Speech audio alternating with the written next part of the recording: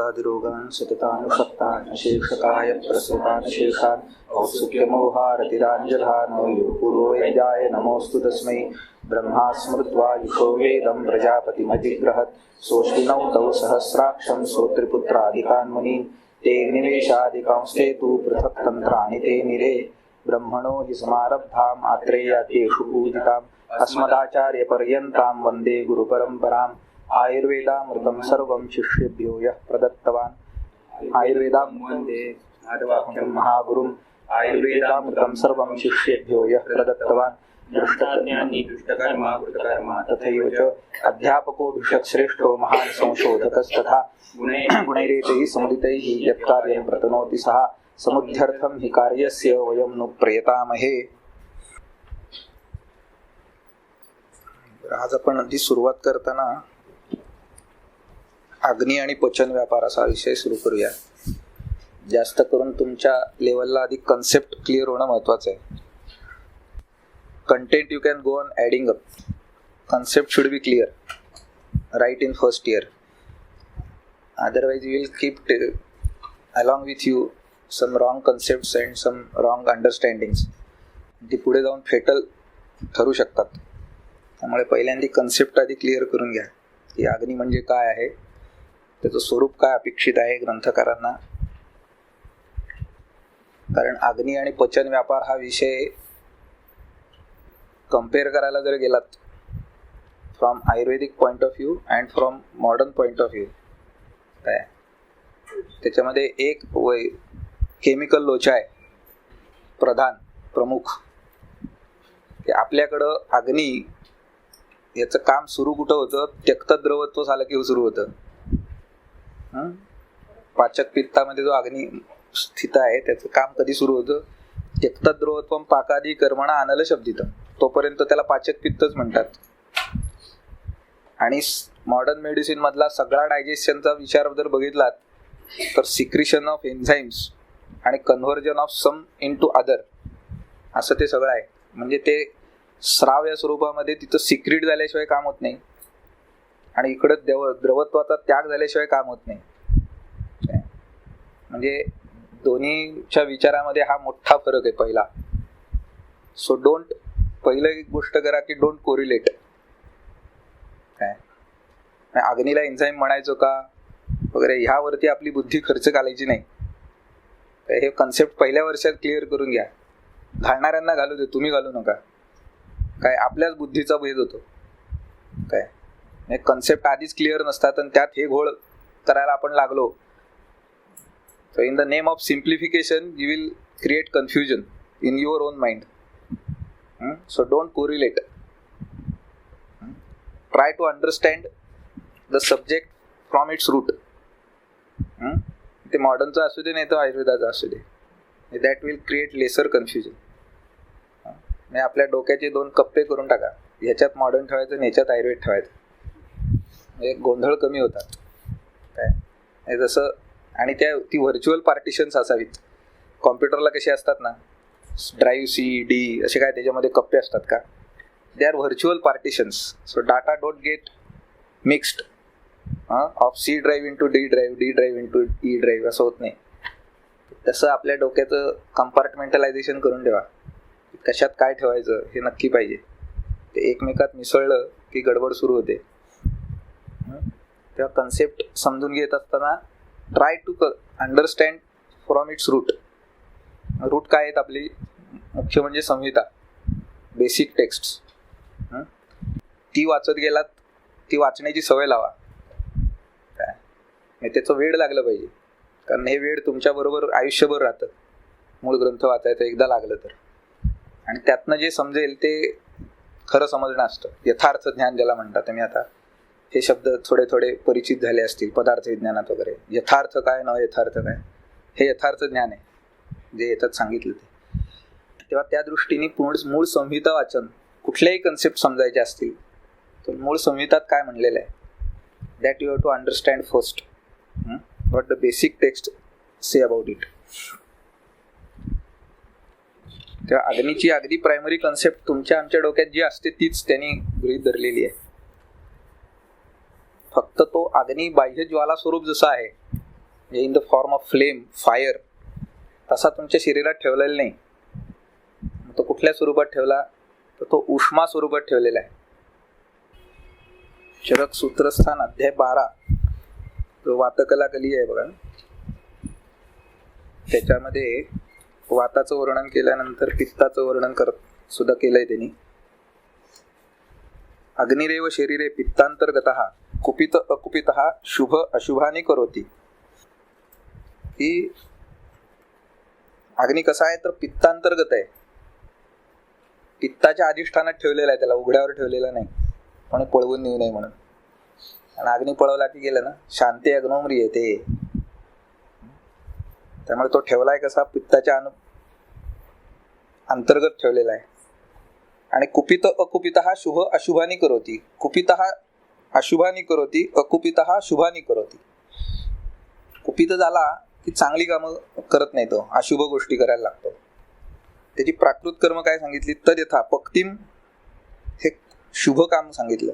अपक्तिम, कुपित झाला की अपक्ती निर्माण करतो. अपाक, अपाक याचा अर्थ इनडायजेशन, जे काही त्याला द्याल ते डायजेस्ट करणार नाही, जे अपेक्षित आहे ते. दर्शनम अदर्शनम, हे आलोचक पित्ताचं जे कार्य आहे ते बिघडू शकतं. मात्रा मात्रत्वम उष्मणः प्रकृती विकृती वर्णव शौर्यम भयम क्रोधम हर्षम मोहम प्रसादम इत्येव मादिनीच्या अपराणी द्वंद्वानी इथे. त्याचं वर्णन कसं केलंय बघा चक्रपाणीने, की पित्तांतर्गत इति वचनेन शरीरे ज्वालादियुक्त वह्नी निषेधेन. ज्वालादियुक्त वह्नी जो तुम्ही बाहेर बघाल, काम तीच आहेत, बाहेर जसं काम करतो दहन पाचनादिक, same functions it will also discharge in your body, but it is not kept in the form of flame or fire, but in the form of ushma, heat या स्वरूपात ठेवला आहे, which will not harm your body, but keep your body adequately warm. ती जेव्हा वाढतो तो warmth, that is the state of temperature. ज्वर नाही का, तो वाढला देहोष्मा की आपण म्हणतो ताप आला. तो ऑप्टिमम लेवलचा असायला पाहिजे, तेवढा असेल तर तो शरीराचा अपाय करत नाही शरीराला काही. तेव्हा ज्वालादियुक्त वह्नी निषेधेन पित्तोष्म रूपस्य वह्ने हे सद्भावम दर्शयती, की पित्तोष्मा या स्वरूपामध्ये तो अग्नी तुमच्या शरीरामध्ये उपस्थित आहे. सद्भावम, सद्भाव याचा अर्थ अस्तित्व असणं त्याचं. It is present in the form of उष्मा, अँड दॅट उष्मा is again kept under the control of पित्त or along with पित्त. वेगळी एंटिटी म्हणून ठेवलेलं नाही तर, कारण त्याचं काम जे अपेक्षित आहे ते विशिष्ट वेळेला व्हायला हवं आणि जेवढं पाहिजे तेवढंच स्वरूपात असायला हवंय. अधिकही होऊन उपयोग नाही आणि कमी पण होता उपयोगी नाही. तेव्हा तो पित्ताच्या आश्रयाने ठेवलेला किंवा अशाच प्रकारची त्याची अवस्था आहे. न तो पित्तात अभेदम, पित्तापेक्षा त्याचा अभेद, हे दोन नकार एकत्र आलेत. न अभेदम याचा अर्थ भेदम. Two negative becomes positive. कारण पित्तेन अग्निमांद्यस्य ग्रहणी अध्याय वक्षमानत्वात्. पुढे ग्रहणीचा अध्याय सांगितला, तिथे पित्तच्या अग्निमांद्य सांगितले. जर पित्त आणि अग्नी या दोन एंटिटी एकच असतील तर पित्तच्या अग्निमांद्य कसं शक्य नाही ना. तथा पित्तहरस्य सर्पिषः अग्निवर्धनत्वेन उक्तत्वात्. प्रसिद्ध उदाहरणं दिली आहेत की शमन औषधामध्ये पित्ताच्या घृतश्रेष्ठ सांगितलं, पण घृताच्या वर्णनांमध्ये पुढे काय करतात, घृतम अग्निमेधे करोती तत्रधीत स्मृती मेधाग्नी कांक्षिणाम शस्यते घृतम. म्हणजे ते अग्नी वाढवतं, पित्ताचं शमन करतं. म्हणजे दोन एंटिटीज वेगळ्या आहेत काय. म्हणजे म्हणजे समजून घेण्यासाठी आश्रयाश्रयी भावाचा संबंध त्यातला समजण्यापुरताच अभेद सांगितलाय, हे लक्षात घ्या. म्हणजे असं कुठेही त्यांचं म्हणणं नाही की त्या दोन गोष्टी एकच आहेत काय. सुश्रुताचे संदर्भ तेच आहेत, पुढे येतील ते. पण चरकाचाही हा पहिला जो संदर्भ आहे, कारण हा सूत्रस्थानामध्ये आलेला पहिला संदर्भ आहे. अग्नी या विषयी काहीतरी भाष्य आहे त्याच्यावरती. तेव्हा पित्तहर असं जे घृत असतं ते अग्नीचं वर्धन करतं. याचा अर्थ सुद्धा त्या दोन एंटिटीज वेगळ्या आहेत, मग एकत्र का ठेवल्यात फक्त कार्यस्वरूप त्यांचं स्पष्ट व्हावं यासाठी आहे. आश्रयाश्रयी भावाने त्या काम करतात. ते पाचक पित्तच ज्या वेळेला द्रवत्वाचा त्याग करेल त्यावेळेला अग्निस्वरूप धारण करतं आणि पचनाचं काम करून पुन्हा द्रव स्वरूपात येतं. So it comes back to its original form which is द्रव. तुम्ही कल्पना करा की अहोरात्र जर तो अग्नी त्यक्त द्रवत्व होऊन राहायला लागला तर अहोरात्र आम्हाला खात राहावं लागेल. ही अवस्था येते कधी येते? भस्मकामध्ये येते. आणि तीक्ष्ण अग्नीचे पुढे येतील 3 प्रकार वेगळे वेगळे सांगितले. पुन्हा पुन्हा खावं लागतं. याचा अर्थ काय होतो की तो अग्नी द्रवत्वाचा त्याग करणं आणि पुन्हा द्रवत्वात जाणं. आम्ही नॉर्मली किती वेळा खातो? 2 किंवा 3 जास्तीत जास्त प्रत्येकाच्या याच्याप्रमाणे. ग्रंथामध्ये जर सगळीकडे तुम्ही बघितलं तर प्रातराशन आणि सायम आसन असे 2च विषय सांगतात. म्हणजे ब्रेकफास्ट हा विषय भारतीय नाही. त्याचं नावही ब्रेकफास्ट आहे. नाश्ता हा शब्द कदाचित त्याला नंतर कुठून तरी शोधला गेला असेल, पण मूळ कुठे वर्ण नाही का असं. आशन म्हणजे जेवण या स्वरूपामध्ये 2च येतात, प्रातराशस्य आणि सायम आशस्य. भेषज सेवन काल सांगताना सुद्धा काय सांगितलं? व्यानेन ते प्रातराशस्य आणि सायम आशस्य तू उत्तरे.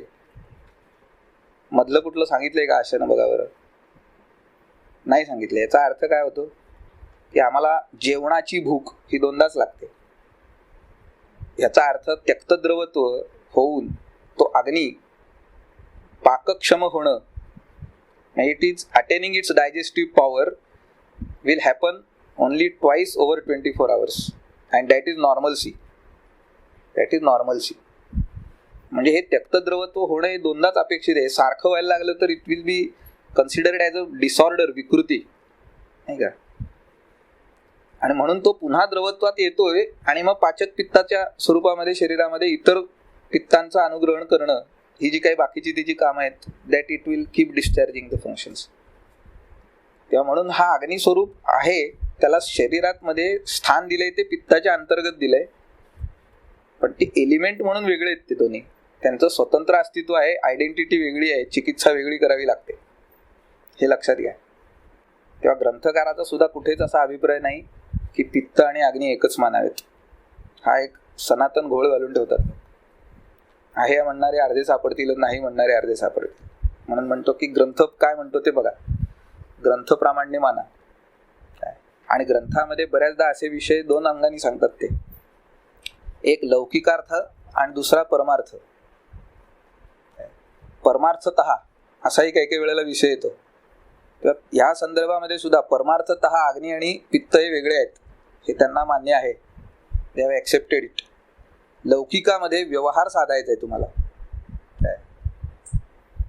आयुर्वेदाचं मुख्य कार्य काय आहे की लोकांचा स्वास्थ्य रक्षण करणं, स्वस्थस्य स्वास्थ्य रक्षण आणि आतुरस्य विकार प्रशमन. हे साधत असताना, हा व्यवहार साधताना तुम्ही पारमार्थिक विचार घेऊन बसलात तर तुम्ही वैद्य व्हाल का आध्यात्मिक गुरु व्हाल? नाही का. आपल्याला वैद्य व्हायचंय आणि वैद्याला या दोन्ही पातळ्यांचं भान असायला पाहिजे. म्हणून बऱ्याच ठिकाणी हा असाही विषय येतो की अमुक एक संज्ञा आहे, ती कशासाठी केली? शास्त्रे व्यवहारार्थम, शास्त्र व्यवहार व्हावा म्हणून केलेली आहे ती.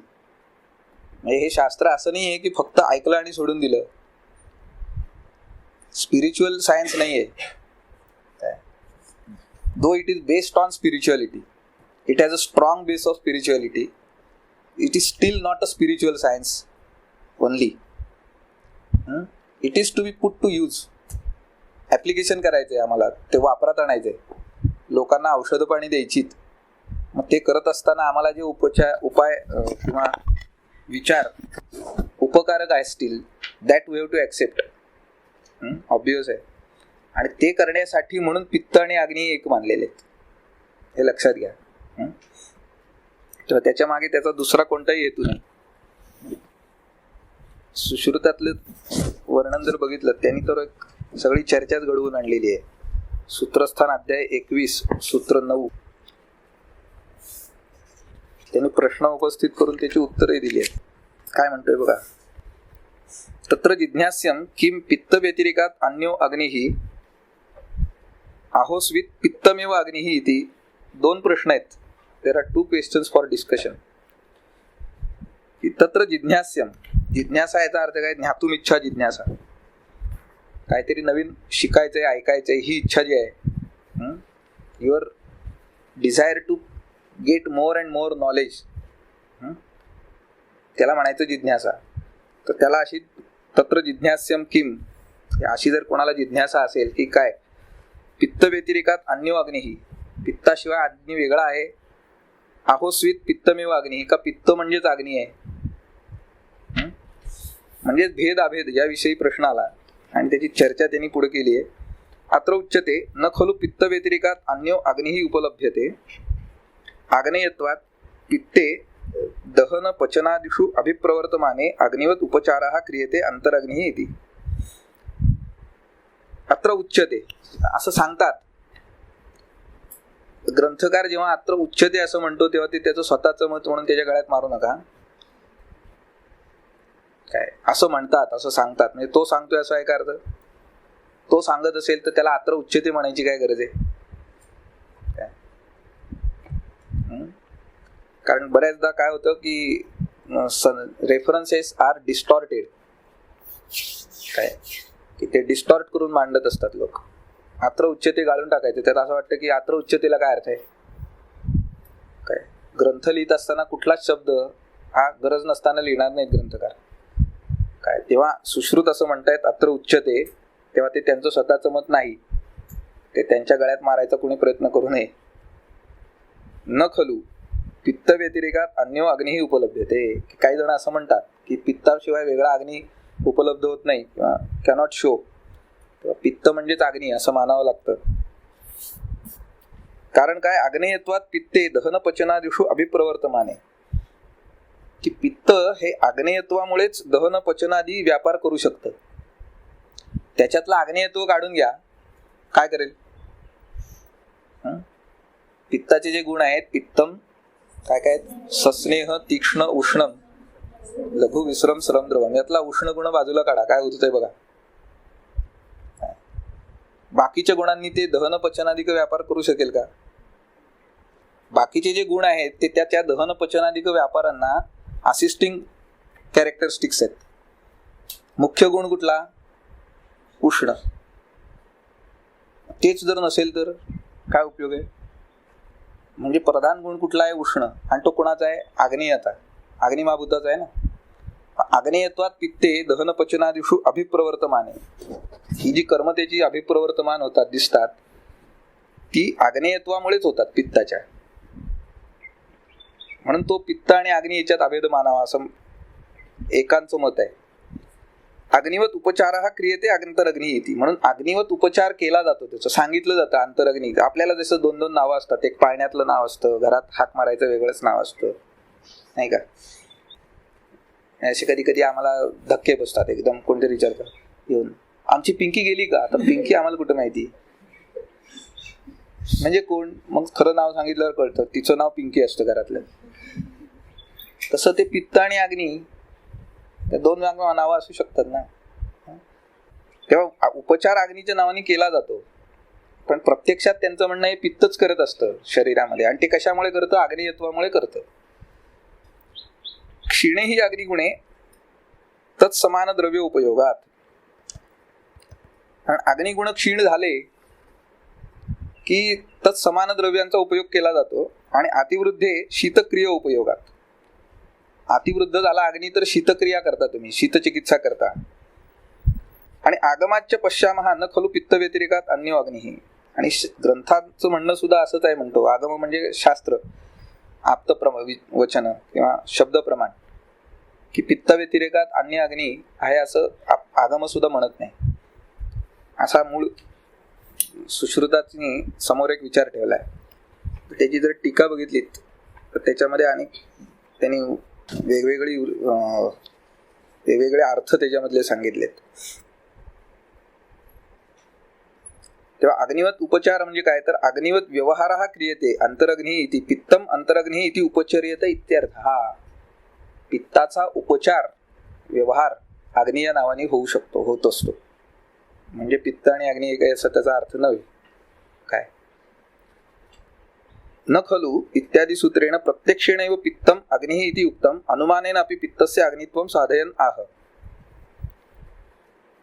त्या प्रत्यक्ष आणि अनुमान या दोन्ही प्रमाणांनी पित्त म्हणजेच अग्नी कसं आहे हे सांगणारी सूत्र त्यांनी सांगितली. तसं त्याचं असं टीकाकाराचं म्हणणं आहे. क्षीणे ही अग्निगुण इत्यादी अग्ने हे गुण यस्य तत् अग्निगुणम पित्तम तस्मिन् क्षीणे ही यस्मादर्थे. त्या पित्तातले जेव्हा अग्निगुण क्षीण होतात त्यावेळेला तत्समान द्रव्यांचा उपयोग तुम्ही करता, म्हणजे उष्ण गुणांची द्रव्य देता आणि अग्नी वाढवता. बहुतेक करून दीपन पाचन करणारी जी द्रव्य आहेत ती बघा तुम्ही सगळी उष्णवीर्याची, कटुरसाची, जास्त भूयिष्ठत्वाने. त्या तत्समान द्रव्यांचा उपयोग पित्त वाढवणाऱ्या द्रव्यांच्या उपयोगानेच तुम्ही अग्नी वाढवता, असं एक उदाहरण म्हणून त्यांनी सांगितलं. अग्नि हे गुण यस्य तत् अग्निगुणम पित्तम, म्हणजे अग्नी हा ज्याचा गुण आहे ते म्हणजे पित्त. हे पित्ताचा गुण अग्नी हे गुण स्वरूप धारण करणारा आहे. ते शरीरातला भाव जो कोण आहे तो पित्त आहे. तत् समान द्रव्योपयोगात अग्नि सम उष्ण तीक्ष्ण द्रव्योपयोगात इत्यर्थः. तत्र तत् समान द्रव्योपयोगात पित्त समान द्रव्योपयोगात इत्यर्थः. म्हणजे पित्त समान द्रव्यांचा उपयोग करूनच तुम्ही ते वाढवता, असं एक प्राधान्याने दिसतं आपल्याला चिकित्सेमध्ये. अतिप्रवृद्धे शीतक्रियोपयोगात पित्तमेव अग्निः इति शेषः. प्रत्यक्ष अनुमानाभ्याम पित्तस्य अग्नित्वं प्रसाद्य आगमेन अपि प्रसादयन् आह आगमाच्च इति. आगमात समस्त आयुर्वेद शास्त्रतः, समस्त आयुर्वेद शास्त्राचंही म्हणणं हेच आहे, पित्त आणि अग्नी हे आश्रयाश्रयी असतात. एकच असतात असं नाही, एकामेकाच्या आश्रयाने राहतात. ते पित्तांतर्गत अशा स्वरूपामध्ये अग्नीची अवस्थिती मानलेली आहे. आता तुमच्या मनामध्ये ज्या शंका येत असतील साधारणपणे जनरली, त्या इथं तो उपस्थित करतो डल्लण आणि त्याची उत्तरं दिली. ननु यदि पित्त अग्न्योः अभेदः तत् कथं घृतं पित्तशमनम अग्निदीपनम. आता एक उदाहरणं घेतली त्यांनी ग्रंथांतरी आलेली, की जर पित्त अग्नी यांच्यामध्ये अभेद आहे तर पित्ताचं शमन करणारं घृत अग्निदीपन का करतं. This is first example. Second is अजापय. अजापय आणि मत्स्यादयश्च, मत्स्यादी हे काय करतात, पित्तवृद्धिं कुर्वन्ति न च अग्निदीप्ती करा. पित्ताची वृद्धी करतात पण अग्निदीप्ती नाही करत. म्हणजे पहिली कॅटेगरी अशी सांगितली की जिथे पित्ताचं शमन होतं पण अग्नीचं दीपन होत नाही. दुसरी कॅटेगरी अशी सांगितली पित्ताची वृद्धी होते पण अग्निदीप्ती नाही होत. So he is putting fourth examples from both the sides. दिवा स्वप्नश्च, तिसरं उदाहरण घेतलंय की दिवा स्वप्नश्च पित्त प्रकोपणः अपि अग्निशमनः. दिवा स्वप्न कसं आहे, पित्ताचा प्रकोप करतं, कफ पित्त करो हे 6 असं दिवा स्वप्नाचं वर्णन आहे बघा. पण अग्नीचं काय करतं, शमन करतं. दिवसा झोपलात की भूक कमी होते, म्हणून दिवसा झोपू नये. विद्यार्थी देशात तर आणीच झोपू नये. पण 1:30च्या लेक्चरला माफी आहे, अर्धा तास तर लेक्चर संपतं. कारण तो प्रथम अवस्थापक असतो ना, अवघड जातं जागरण. त्या तिसरं उदाहरण असं सांगितलं की ज्याच्यामध्ये पित्ताचं प्रकोपण होतं आणि अग्निशमन करतं, म्हणजे अपोजिट कार्य आहेत. तथा इदम अपि कथम स्यात्. आणि उदाहरणं घेतली की अग्नी विषम वातेन तीक्ष्णः पित्तेन मंदः श्लेष्मणा. असं कसं काय, पित्त म्हणजे जर अग्नी असेल तर मग वातानी विषम, पित्तानी तीक्ष्ण आणि कफानी मंद कसा होईल. वेगळे दोषांचा परिणाम दिसता कामा नये, कारण पित्त आणि अग्नी एकच आहेत. पित्त हा मुळातच दोष आहे ना. then how it is possible? That means unless and until you accept these both as different entities, you cannot justify this. All these references, whatever is quoted here. समदोष हा समाग्निश्च, म्हणजे आपल्या मूळ सगळ्या संकल्पनांना सुरुंग लागेल याच्यात. समदोष हा समाग्निश्च समधातु मलक्रिया प्रसन्न आत्मेंद्रिय मना स्वस्थ इत्यविधीयते. आता हे कसं होणार, समदोषामध्ये तुम्ही पित्त मोजणार, समाग्नी म्हणजेही पित्तच आहे मग वेगळं कशाला सांगितलं? म्हणजे श्लोक तयार करायचा होता म्हणून केला, उल्लू बनाया. आजच्या भाषेत त्यावेळेला उल्लू शब्द नसेल कदाचित, पण आपल्याला प्रश्न पडायला हवेत का नाही की पित्त आणि अग्नी एकच मानला तर मग समदोष आणि समाग्नी वेगळं कशाला सांगायचं? समदोषात आलं ना, समाग्नी तो हे समदोषातच येतं, पण नाही होत, वेगळं सांगितलं. म्हणजे ग्रंथकारांचा इथं फंडा क्लिअर आहे की ह्या पित्ताला आणि अग्नीला एकत्र कुठं मानायचं आणि कुठं नाही मानायचं. ते आश्रयाने एकमेकांच्या राहत असले तरी they have been considered as different entities. They have their own identities, they have their own way of functioning in the system. तेव्हा समदोषा समाग्निष्ठ इत्यादी अपि कथम स्यात्.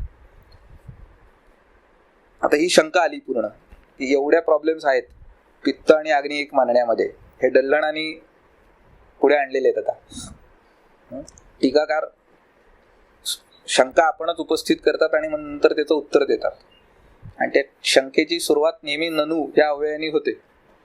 त्यामुळे टीका वाचत असताना ननू असं आलं की आपले कान उभे करायचे टवकारून, पुढे शंका असते काहीतरी. आणि बऱ्याचदा असा वाचायला लागला ग्रंथ की तुम्हाला कळेल की जी शंका आपल्या आधी मनात आलेली असते तीच त्यांनी पुढे बोलून दाखवलेली असते.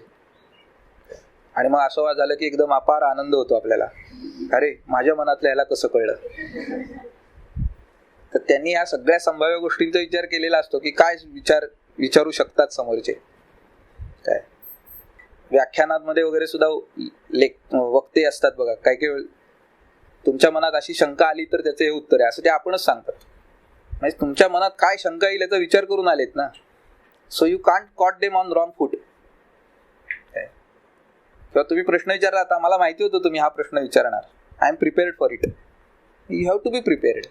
ग्रंथ सांगायला बसलाय, त्रिविध शिष्य समोर आहेत, प्रश्न विचारणारच ना तुम्हाला. मला माहित नाही असं सांगून नाही चालणार. काय किंवा त्यांच्या काळामध्ये लेक्चरर, रीडर आणि प्रोफेसर असे 3 पायऱ्या नव्हत्या, त्यामुळे आस्क टू द प्रोफेसर असं म्हणायची सोय नव्हती, है की नाही.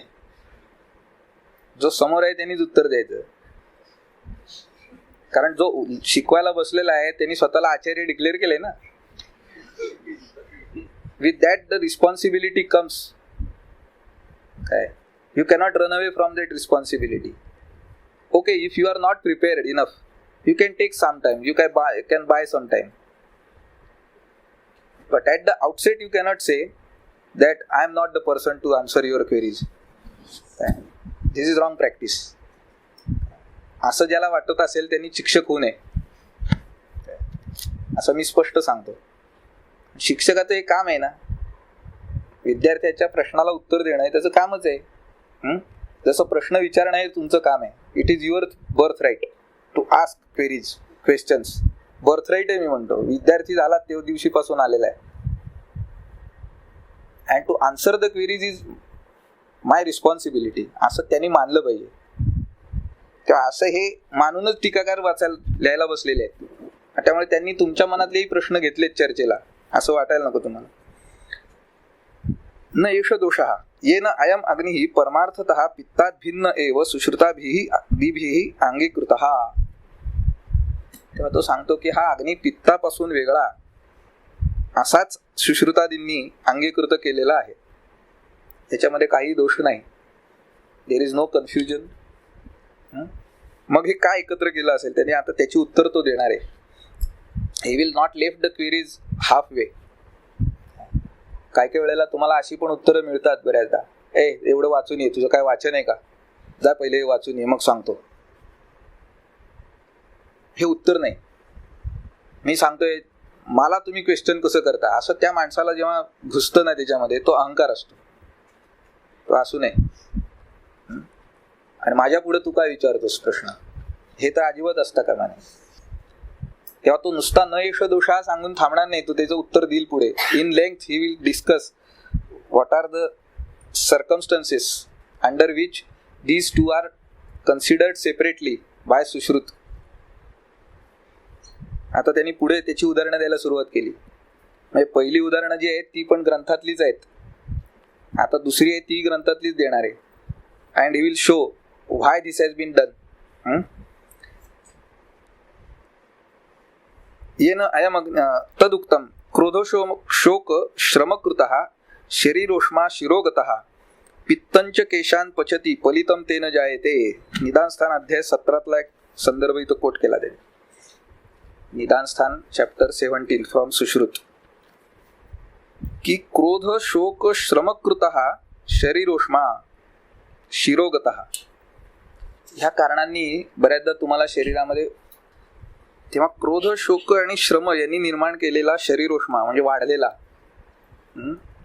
बऱ्याचदा या कारणाने शरीरोष्मा वाढतो. क्रोध आला काय की कळतो आपल्याला, तो उष्मा जाणवायला लागतो. तसा शोककृत आणि श्रमकृत सुद्धा असू शकतो. त्यांनी झालेला तो उष्मा शिरोगतः. बरं, हा शरीरोष्मा वेगळा सांगितला. आणि पित्तंच आणि पित्त म्हणजे उष्मा आणि पित्त यांचं स्वतंत्र वर्णन आहे. चकार जेव्हा येतो तेव्हा तो समुच्चयासाठी आलेला असतो, म्हणजे this and this. So he is talking about शरीरोष्मा increase due to क्रोध शोक अँड श्रम.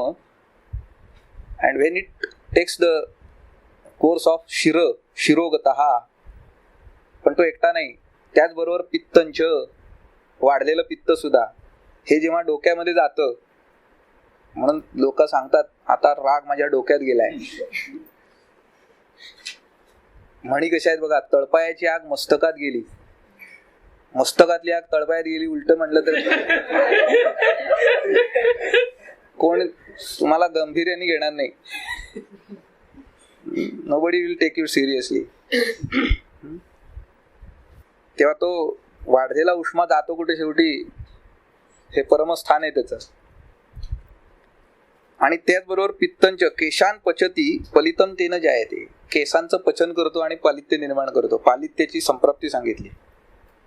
म्हणून क्रोध शोक श्रम, म्हणून क्रोध येऊ दे नये. काय होतं, केस लवकर पिकतात रागीट लोकांचे. तेव्हा सांगण्याचं तात्पर्य हे की हा एक संदर्भ असा त्यांनी कोट केला की वेअर शरीर उष्मा अँड पित्त both are considered as causes for पालित्य ग्रेइंग ऑफ हेअर. एक झालं. आणि हे सुश्रुतातलेच दिलेत त्यांनी. म्हणजे सुश्रुत सुद्धा हे मानतो की दोन वेगळ्या आहेत गोष्टी. शरीरोष्मा अग्नी ही सच्च अत्र पित्तात भिन्न एव उक्तः. शरीरोष्मा म्हणजे अग्नी आणि तो पित्तापेक्षा वेगळा इथं सांगितलाय. तथा अन्यदपि पित्त अग्नियोः भेद प्रतिपादक तंत्र मुच्यते. इतरही पित्त आणि अग्नीचा भेद सांगणारे ग्रंथक्त वचन सांगतात. द्रवम स्निग्धम अधोगंच पित्तम वह्निः अतो अन्यथा इति. इथे पित्त आणि वह्नी दोन वेगळे वेगळे मानलेत बघा. अन्यानि अपि पित्ताग्नि भेद प्रतिपादिकानि वाक्यानि सन्ति तानि इह विस्तर भयात न दर्शितानि. त्यांनी विस्तर भयाने इथं सांगितलेले नाही पण आहेत. हा पॉइंट स्कोर केला की सुश्रुताला सुद्धा हे माहिती आहे की अग्नी आणि पित्त वेगळे मानायचे. काही विशिष्ट परिस्थितीमध्ये ते एक मानले असतील, बट नॉट ऑलवेज. यत पुन्हा इह अग्निपित्तयोः अभेद कथनम कृतम. मग इथं जे सांगितलंय पित्त आणि अग्नी यांच्यामधला अभेद, ते वेगळे नाहीत, एकच आहेत. What is the purpose of it. हा पर्पज लक्षात घ्या, म्हणजे मग तुम्हाला समजेल हे सगळं शेवटी कशासाठी चाललेलं असतं. चिकित्सा सौकर्यार्थ. कारण चिकित्सा करायची आपल्याला, समोर आलेल्या रोग्याला औषध देऊन बरं करायचंय. त्याला आमचं अग्नीच्या विषयावरचं हे माझं व्याख्यान ऐक आणि तुझा अग्नी वाढेल सांगून होणार आहे का. औषध देऊनच वाढवायला पाहिजे.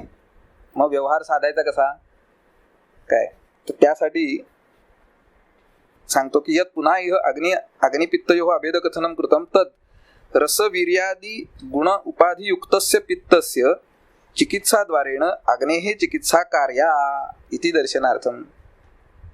चिकित्सा जी अग्नीची करायची ती करणार कशी तुम्ही, नाही का. कारण तो ज्वालादी स्वरूपात नाही, उष्मा स्वरूपात आहे. उष्मा देह इथपासून पायाच्या नखापर्यंत आहे. आता अग्नी जर ती चिकित्सा करायची तुका सापडणार आहे का तुम्हाला कुठे असा की हात घालून आम्ही काढला आणि मग त्याच्यावर चिकित्सा केली पुन्हा आत घातला. एवढं शक्य नाही, कारण तो सगळ्या देहामध्ये पसरलेला आहे. मग चिकित्सा करायला तुम्हाला काहीतरी व्हेकल पाहिजे ना, जाणार कसं तिथपर्यंत, काम करणार कोण आहे? मग रसवीर्यादी गुण उपाधी युक्तस्य पित्तस्य. पित्त कसं आहे? रसवीर्यादी गुण उपाधी युक्त आहे. त्याचे गुण तुम्हाला माहिती आहेत नाही? पित्तम सस्नेह तीक्ष्णोष्ण सांगितले तसे. ह्या गुणांचं पित्त आहे आणि त्याच्या अंतर्गत अग्नी आहे असं म्हणलं तर या पित्ताची चिकित्सा केली की अग्नीला पोचेल का नाही? सो द रूट इज, अग्नीवरती काम करायचा रूट काय आहे? तर व्हाया पित्त. चिकित्सा सौकर्यासाठी ही केलेली व्यवस्था आहे, हे लक्षात घ्या. परमार्थतः किंवा लौकिकात सुद्धा अग्नी आणि पित्त हे दोन वेगळेच मानलेले आहेत. ग्रंथकारांनाही अभिप्रेत तेच आहे. चिकित्सा सौकर्यासाठी हे केलेलं आहे.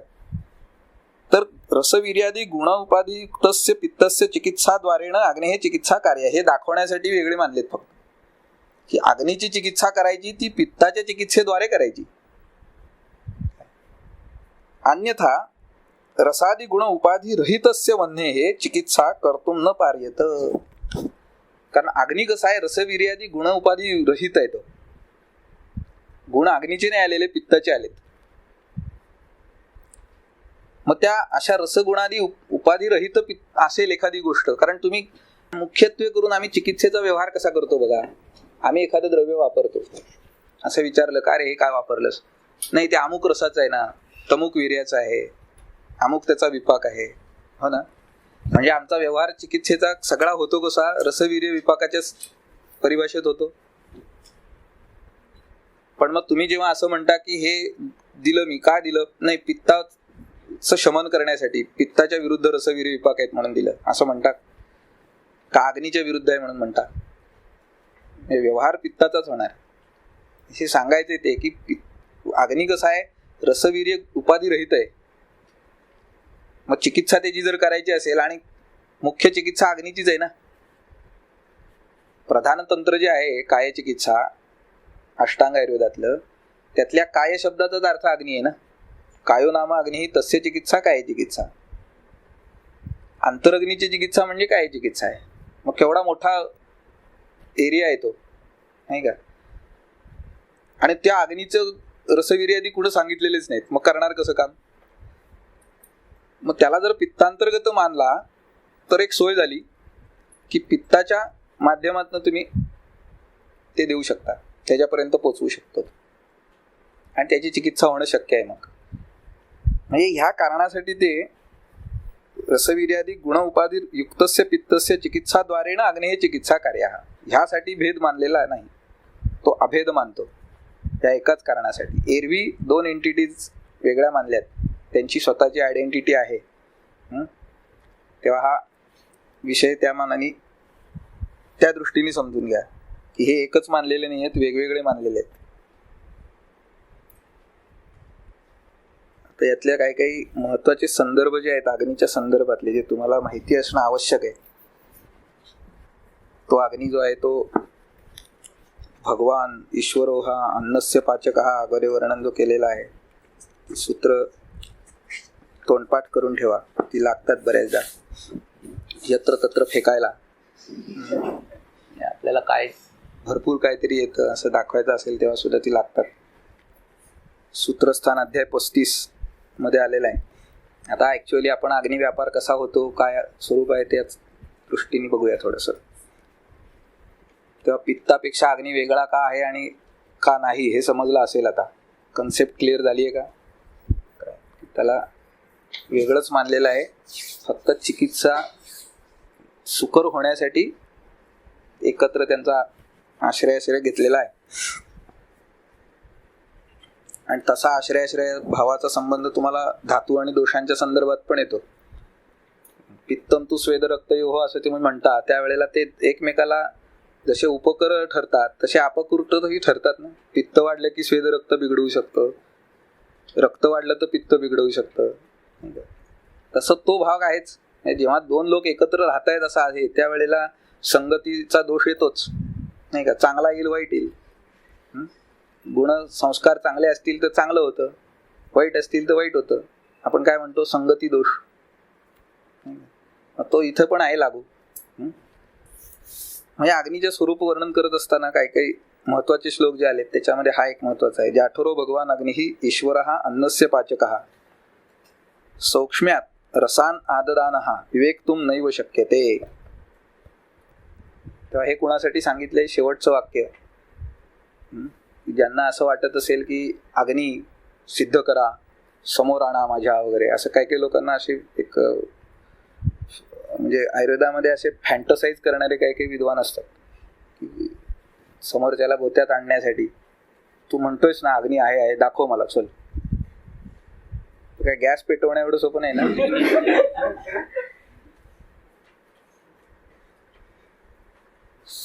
So he has made it clear in the last part of the श्लोक, विवेक्तुम नैव शक्यते. विवेचन करणं शक्य नाही, हे ऍक्च्युअली दाखवणं, काढून प्रत्यक्ष. अनुमानाने जाणता येतो का? नाही जाणता येतो. असतो कुठे? जाठरो, मुख्य स्थान त्याचं आहे ते जठर.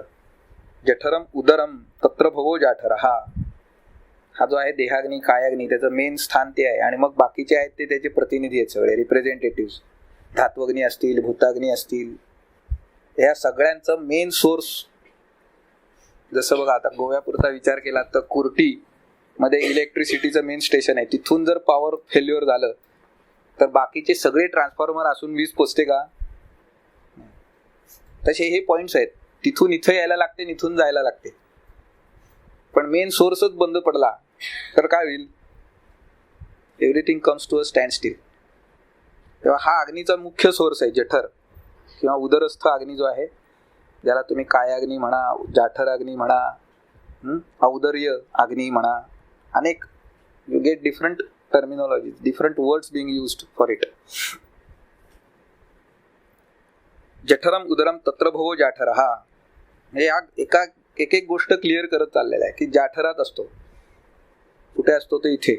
आमाशय हे त्याचं स्थान आहे, म्हणजे किंवा ग्रहणी. पुढे जाऊन आणि क्लॅरिटी येईल त्याच्यामध्ये. भगवान इति महात्म्यवान इत्यर्थ. हा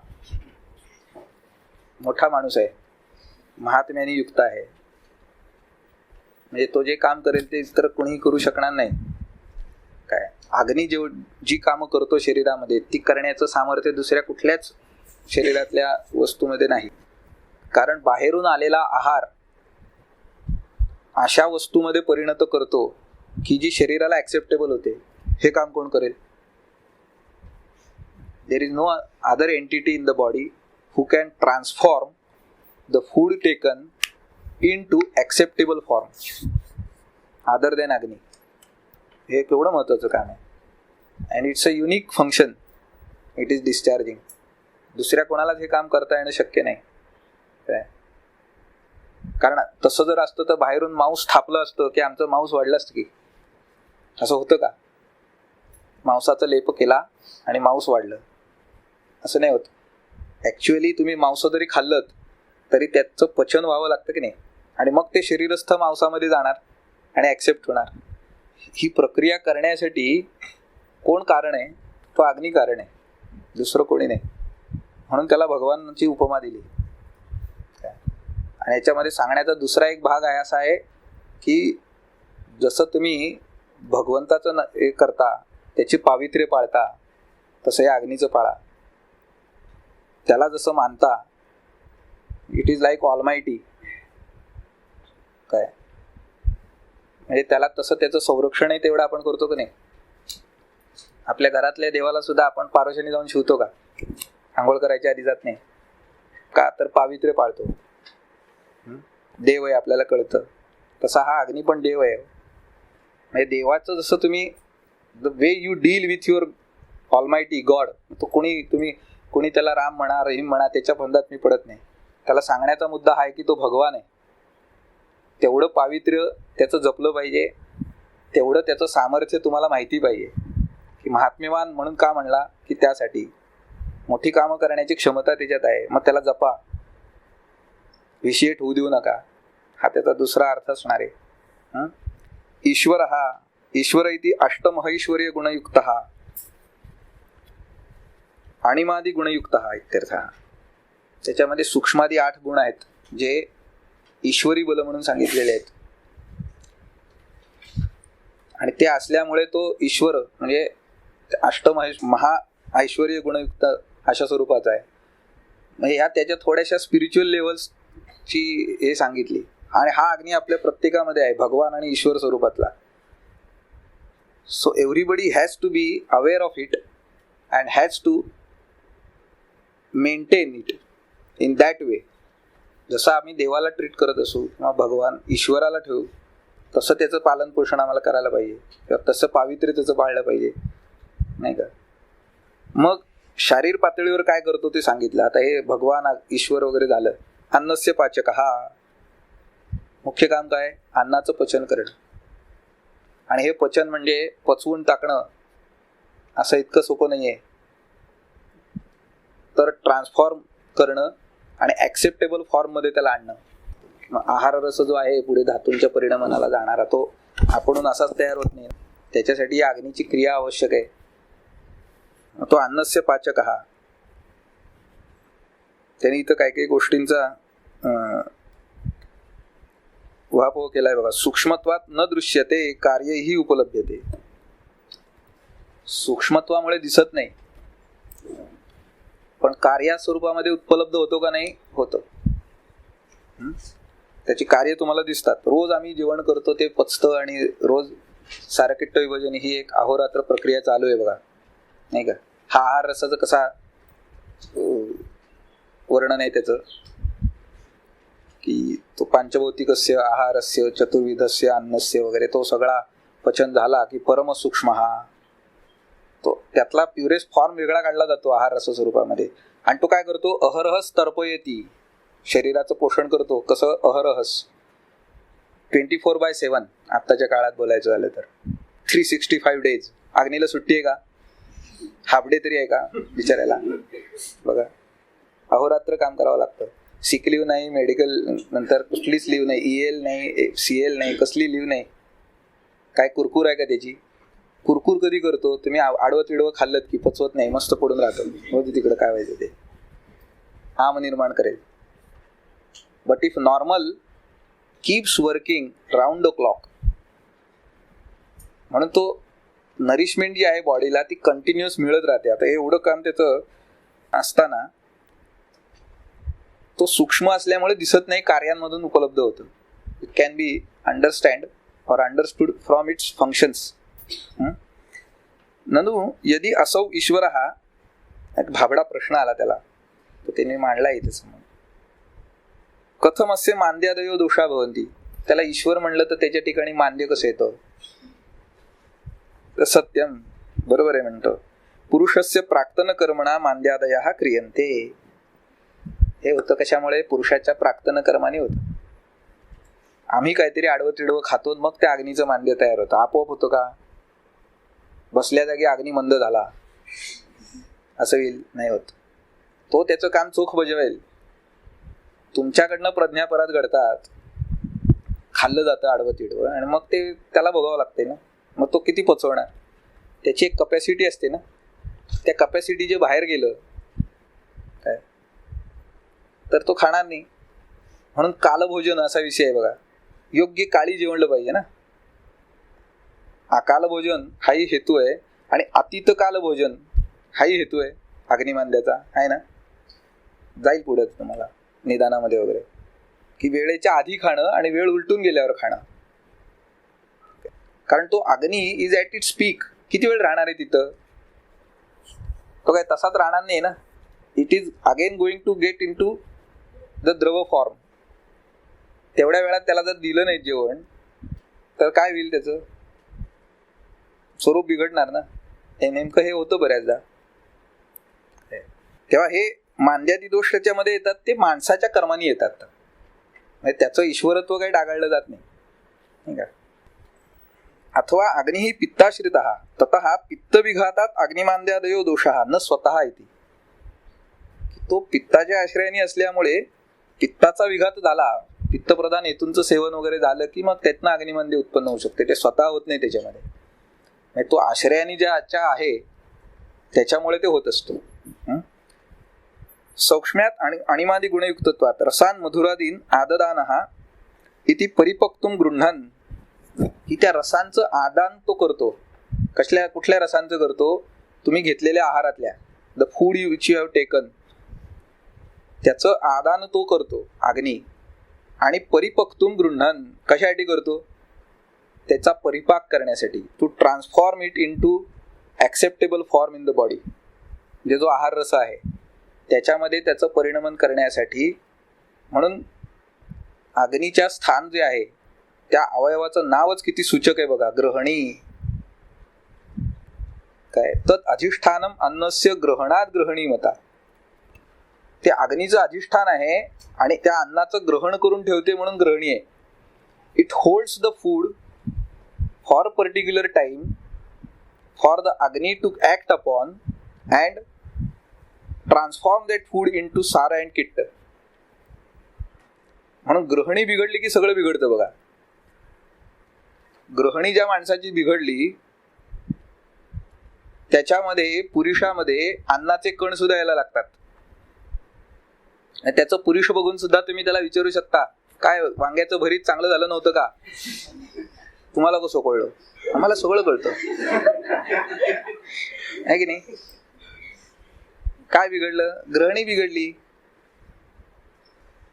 एरवी सदा सर्व काळ आम्ही वांगी खाल्ली तर बिया दिसतात का? मळामध्ये नाही दिसत. त्यावेळेला दिसतात कारण ग्रहणीचं काम झालं नाही नीट. म्हणजे कशा स्वरूपात अग्नी काम करतो बघा, की किट्टांशामध्ये खाल्लेल्या अन्नाचे अंश नॉर्मली येत नाहीत. नाही ते येत आहे त्याचा अर्थ काय? पहिलं काय कारण आहे? ग्रहणी बिघडली. जेवढा काळपर्यंत गृहिणीने अन्न धारण करायला हवं म्हणून तिचं वर्णन कसं केलंय बघा. भुक्त मार्ग अर्गला इवसा. अर्गल म्हणजे आडसर, आडवा घालतात बघा. पूर्वीच्या काळचे वाडे वेडे जुने बघितलेत तर तो असा भिंतीत असायचा असतो आणि रात्री दरवाजा लावायचा आणि असा ओढायचा आणि इकडे सोडकून द्यायचा. सहजी चोर शिकू शकणार नाही आतमध्ये.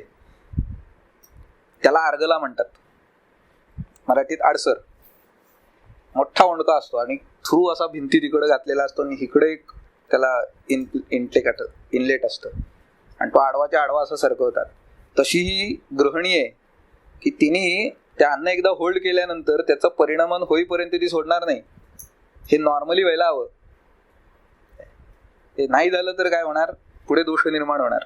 मग ते सारामध्ये होतील, किट्टामध्ये होतील, दोन्हीकडे होतील. म्हणून ह्या सगळ्याचं ग्रहण ती करते.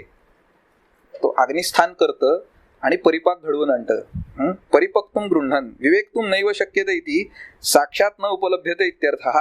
अपितु अन्नपाक लक्षणेन कार्येण अनुमीयते अस्ति अग्निः इति. कार्याने अनुमित आहे तो. जेवलेलं अन्न पचलं आणि पुन्हा भूक लागली याचा अर्थ माझा अग्नी काम करतोय. याच्यापेक्षा वेगळं आम्हाला काय हवंय का? म्हणून चरकाने अग्नीची परीक्षा करायला काय आधार हे दिला? क्रायटेरिया जरणशक्त्या. अग्निम जरणशक्त्या परीक्षेत. हे सांगितलं एकच शब्द, हा तुम्ही एलॅबोरेट करत चला. जरणशक्ती म्हणजे काय? तर त्याची पचवायची शक्ती. आहार काल जो सांगितला म्हणजे केव्हा जेवावं माणसाने, त्याच्यामध्ये 2 टर्म्स आल्यात. हा विषय अष्टांग हृदयात 8वा अध्याय झाला का तुमचा? झालाय? झाला मात्राशिती. त्याच्यात शेवटी श्लोक आहे बघा, प्रसृष्टे विणमूत्रे हृदयसु विमले दोषे स्वपथगे. पुढे 2 शब्द आहेत बघा, एक क्षुद उपगमन आणि आग्नव उद्रिक्ते. 2 वेगळ्या गोष्टी का सांगितल्या? क्षुद उपगमन होणं म्हणजे भूक लागल्याची भावना आहे. अग्नी बुभुक्षित व्हायला लागलेला आहे. काय हे साधारणपणे आपल्याला 12 वाजता सुरुवात होते रोज आपल्या टाइम टेबल प्रमाणे. 12:30ला लंच असतो ना. 12 सव्वा 12 झाले की जरा म्हणजे ज्यांचा नॉर्मल अग्नी आहे त्यांना व्हायला हवं. ते नॉर्मली सगळ्यांनाच व्हायला हवं. पण आपलं विचारलं की आम्हाला लोक म्हणतात नाही सर भूक नाही लागली. तपासून घ्या, अग्नी चांगला नाही तुमचा. भूक लागत नाही म्हणजे काय? तेव्हा क्षुद उपगमन हा वेगळा विषय काढला आणि आग्नव उद्रिक्ते पुढे जाऊन होणार. तथा आग्नव उद्रिक्ते विशद करणे देहेच सुलघऊ प्रयुंजित आहारम. आणि त्या आग्नव उद्रिक्तेचं वरती टीका काय केली? पाकक्षमे बंधव. अग्नी जेव्हा पाकक्षम होतो ती अवस्था आग्नव उद्रिक्ताची आहे. उद्रिक्त होतो it at its peak now. If you don't give fuel, now it is going to diminish. ह्याच्यानंतर दिलं तरी पचन नीट होणार नाही आणि आधी देऊनही चालणार नाही. म्हणजे हा मधला काळ किती असतो, भूक लागायला लागल्यापासून आता काही खरं नाही. आता जर काही खायला दिलं नाहीत मला, बऱ्याचदा आपल्याला कडकडून भूक लागण्याची ज्यांना सवय असते त्यांना आईच्या रोषाला सुद्धा काही वेळेला सामोरं जावं लागतं. आता काय माझे हातपाय देऊ का तुला घालून, असं सुद्धा आई म्हणते रागाच्या भरात. कारण आपण यू कांट जस्ट होल्ड. आणि हे प्रकृतीप्रमाणे वेगळं वेगळं दिसतं बघा. वाताचा माणूस विषम व्यवहार असतो. एक दिवस भरपूर ताव मारेल, दुसऱ्या दिवशी चालू दे तुझं, मला अजून काही लागली नाही. पित्ताचा दुसऱ्या गटातला की तो खाऊ का गिळू नजरेने बघायला लागला, हातातलं काही फेकून मारेल की काय आता असं वाटायला लागेल, सहन करू शकत नाही. पित्त प्रकृतीचा अग्नी कसा असतो सांगितलंय त्यांनी, पित्तोद्रिक्त तीक्ष्ण तृष्णा बुभुक्षु. तीक्ष्ण बुभुक्षा, भयंकर तीक्ष्ण भूक असते. जे जसं सांगतात ना मला भूक सहन होत नाही, ते प्रायमरीली पित्त प्रकृतीचे असतात. सहनच होत नाही त्यांना, लागली की काहीतरी खायला पाहिजे. आणि कफाचं आपलं चालू दे तुमचं हळूहळू. काय भूक लागलेली असते, लागली ना, हो लागली, पण आय कॅन वेट, तुम्ही यांना आधी वाढा. तो वातपित्तवाल्यांची आधी व्यवस्था बघेल मग आपण जेवू, त्याला एवढी घाई नसते. हे अग्नीचे धर्म तुम्हाला बघायला मिळतात आजूबाजूला तुमच्या. काय आपल्या घरामध्ये सुद्धा 10 लोक जेवायला बसली तर यातले 3 गट पडतात बघा. एक वाताचा, दुसरा पित्ताचा, तिसरा कफाचा. तर हे पण अन्नपाक हा सगळ्यांमध्ये सारखा होत असतो. ह्या अवस्था सगळ्यांमध्ये येत असतात.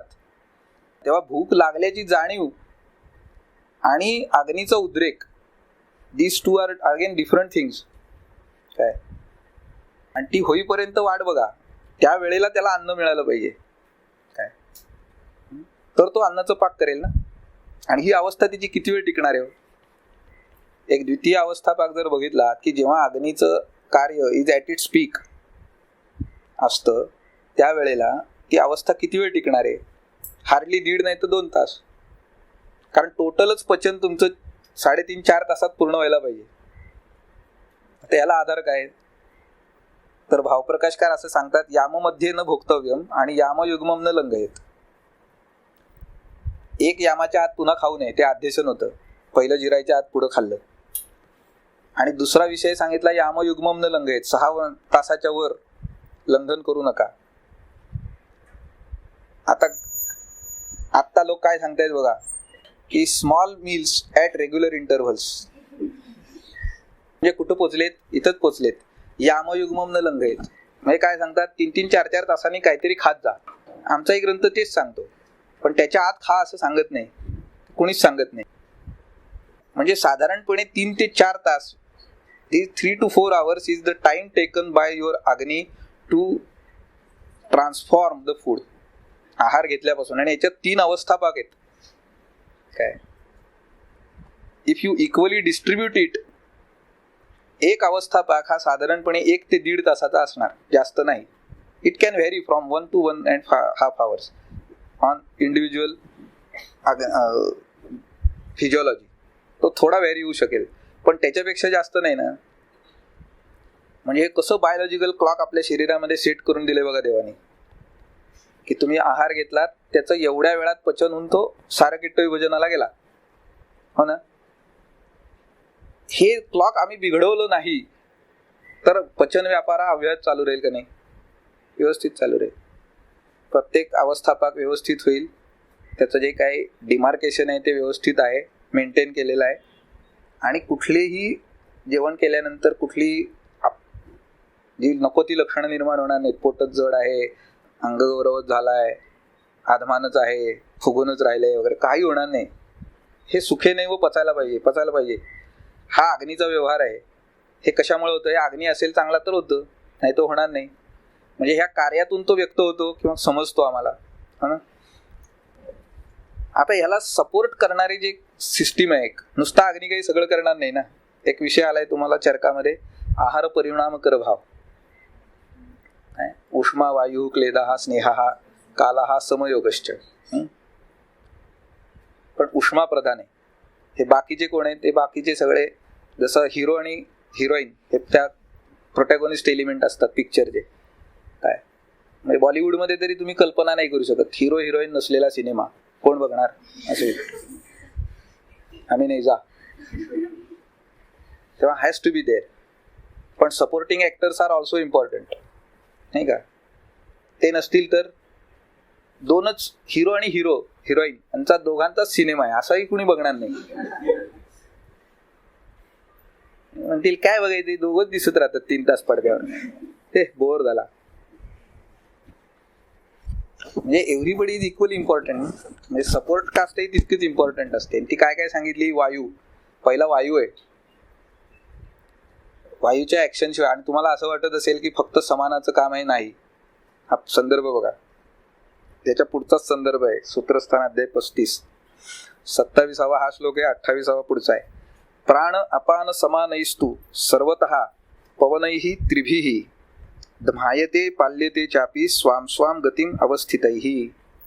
या 3 वायूंचं कार्य मुख्य आहे, प्राण, अपान आणि समान. व्यान आणि उदानाचं डायरेक्टली याच्यामध्ये काम नाही, त्यांचं काम पुढचं आहे, डिलिव्हरी, पोचवणं. व्यानाचं काम काय, रस हृदयामध्ये आला, व्यानेन रस धातुर्हि विक्षेपोचित कर्मणा, उचित कर्मासाठी त्याचं विक्षेपण करून टाकणं. म्हणजे पिझ्झा तयार करणारे लोक वेगळे असतात आणि हा डिलिव्हरी बॉय आहे. व्यान जो आहे तो आत्ताच्या काळातला पिझ्झा डिलिव्हरीचा जसा बॉय असतो तसा बॉय आहे. तो नेऊन पोचवणार, आणि ते पोचवण्यासाठी त्याला स्पीड दिलाय बघा. कारण शरीराच्या शेवटच्या परमाणूपर्यंत ते भेटायला पोचायचे आणि हा रस पोचवायचा तिथपर्यंत. Nourishment, it is taking the nourishment to the last particle of the body. That's why it is महाजवाहा. व्याना एवढा स्पीड कोणाचाच नाही.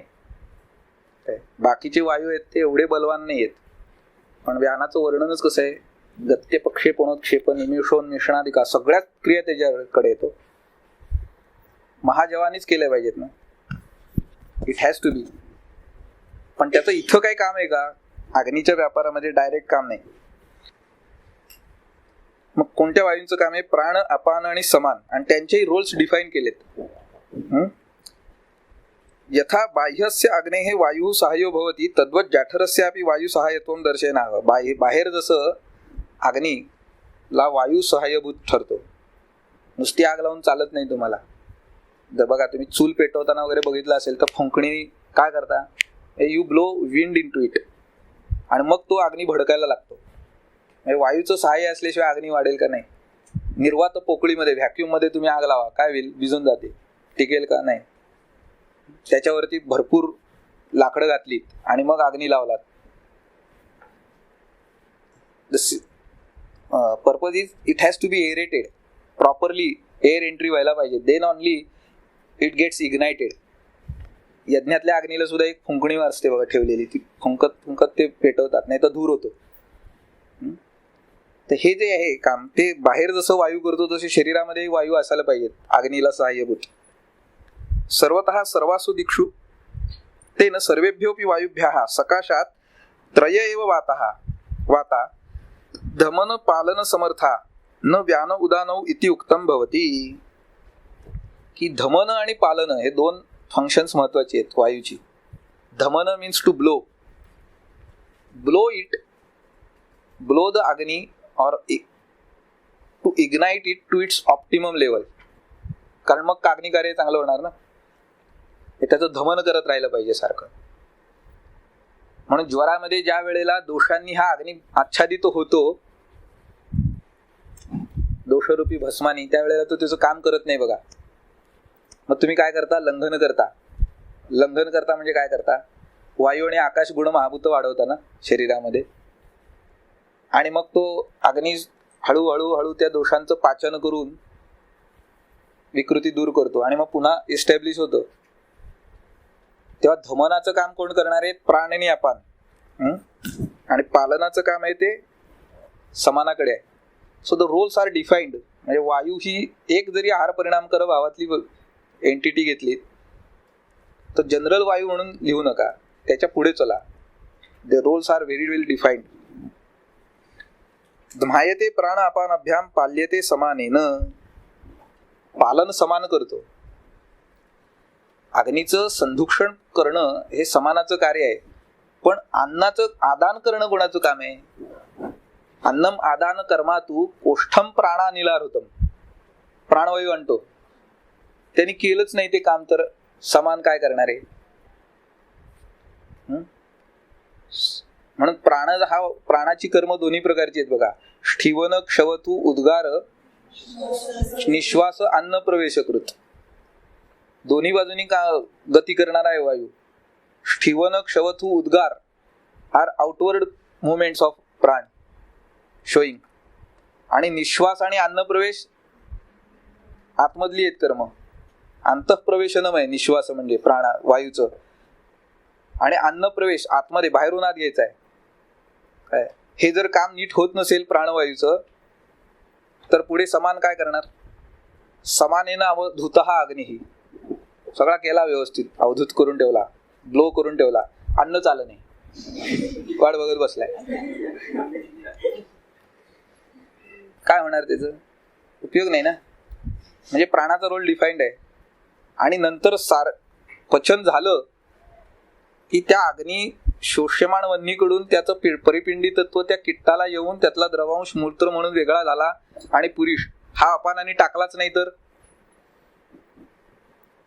तरी पण वरच्या अग्नीचं काम बिघडतं बघा. तेव्हा हे प्राण आणि अपानाचे रोल्स डिफाईन्ड आहेत.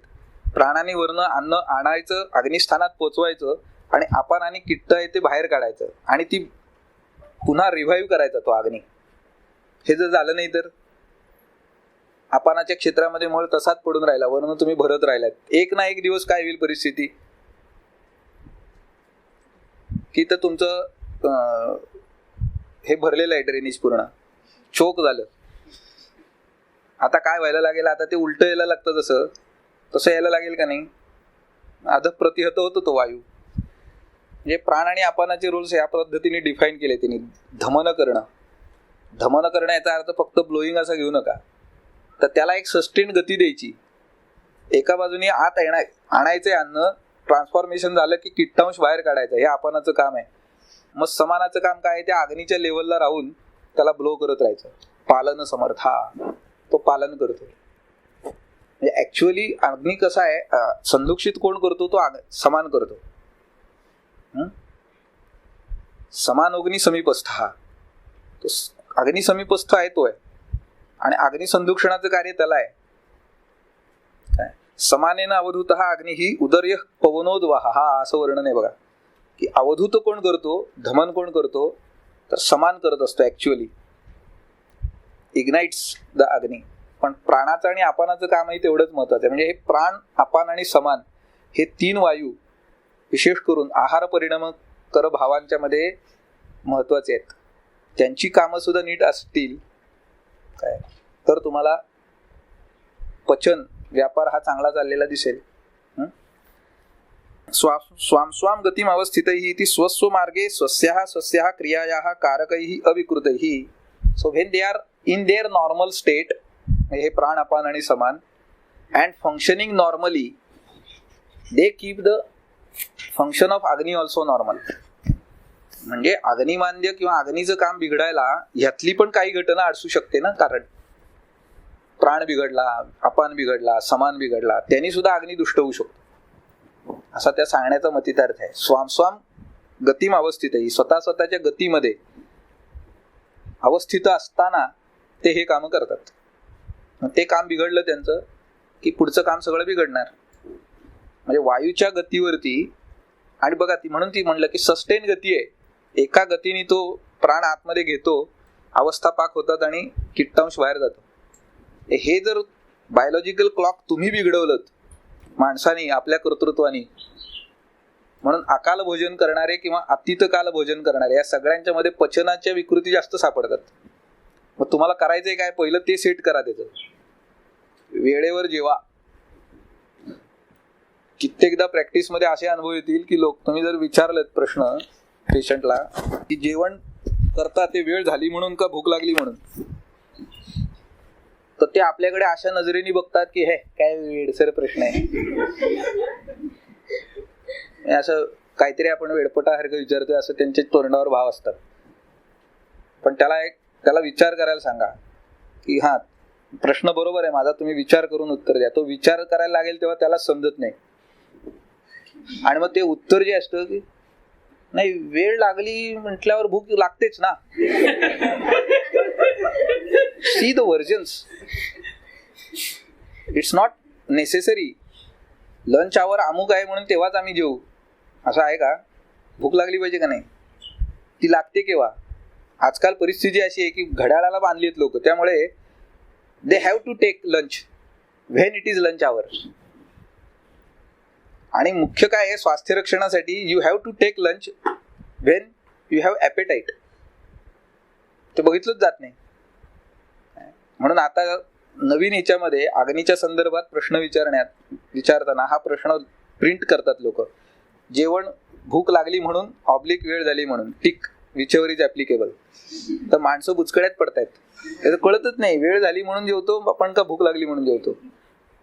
इतकं कॅज्युअली, एवढा मोठा अग्निव्यापार आहे शरीरातला, त्याच्यावर सगळं पचन अवलंबून आहे, आणि तो इतका कॅज्युअली करतात लोक, so casual in their approach.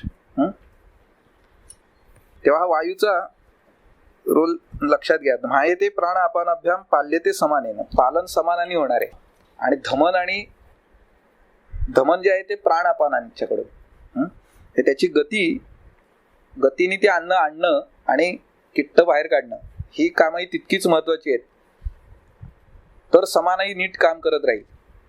हे 3 वायू, कारण हे कसे वायू आहेत, ते कोष्ठामध्ये कार्यरत वायू आहेत काय, तर त्यांचं काम व्यवस्थित चालू राहील आणि तुम्हाला परिणाम पाक जो व्हायला हवा अन्नाचा, तो परिणामही चांगला झालेला दिसेल.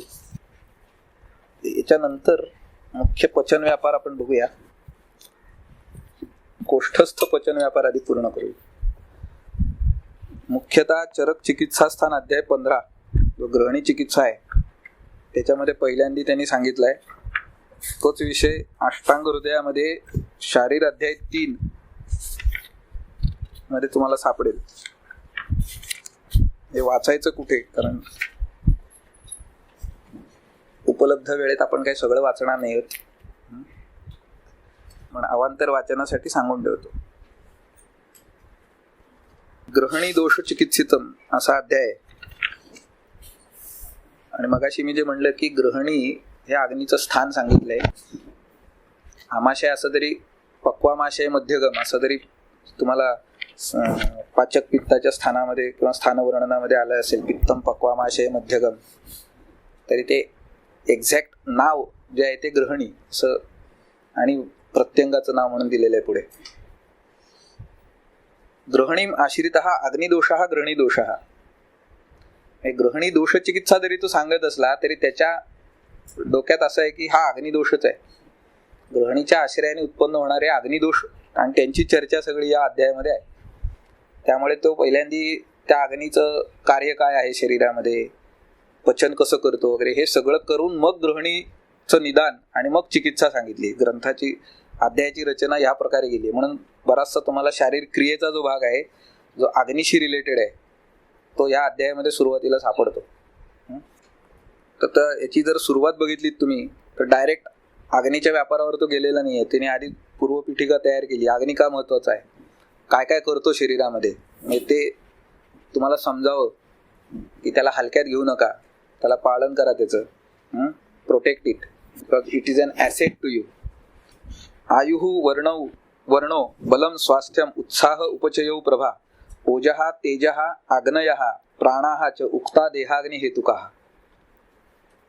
हे शरीरातले भाव किती महत्वाचे आहे ते प्रत्येकाला माहिती. आयु, वर्ण, स्वास्थ्य, बल, उत्साह, उपचय, प्रभा, याच्याविषयी बोलायचं झालं तर पुष्कळ बोलता येईल आपल्याला.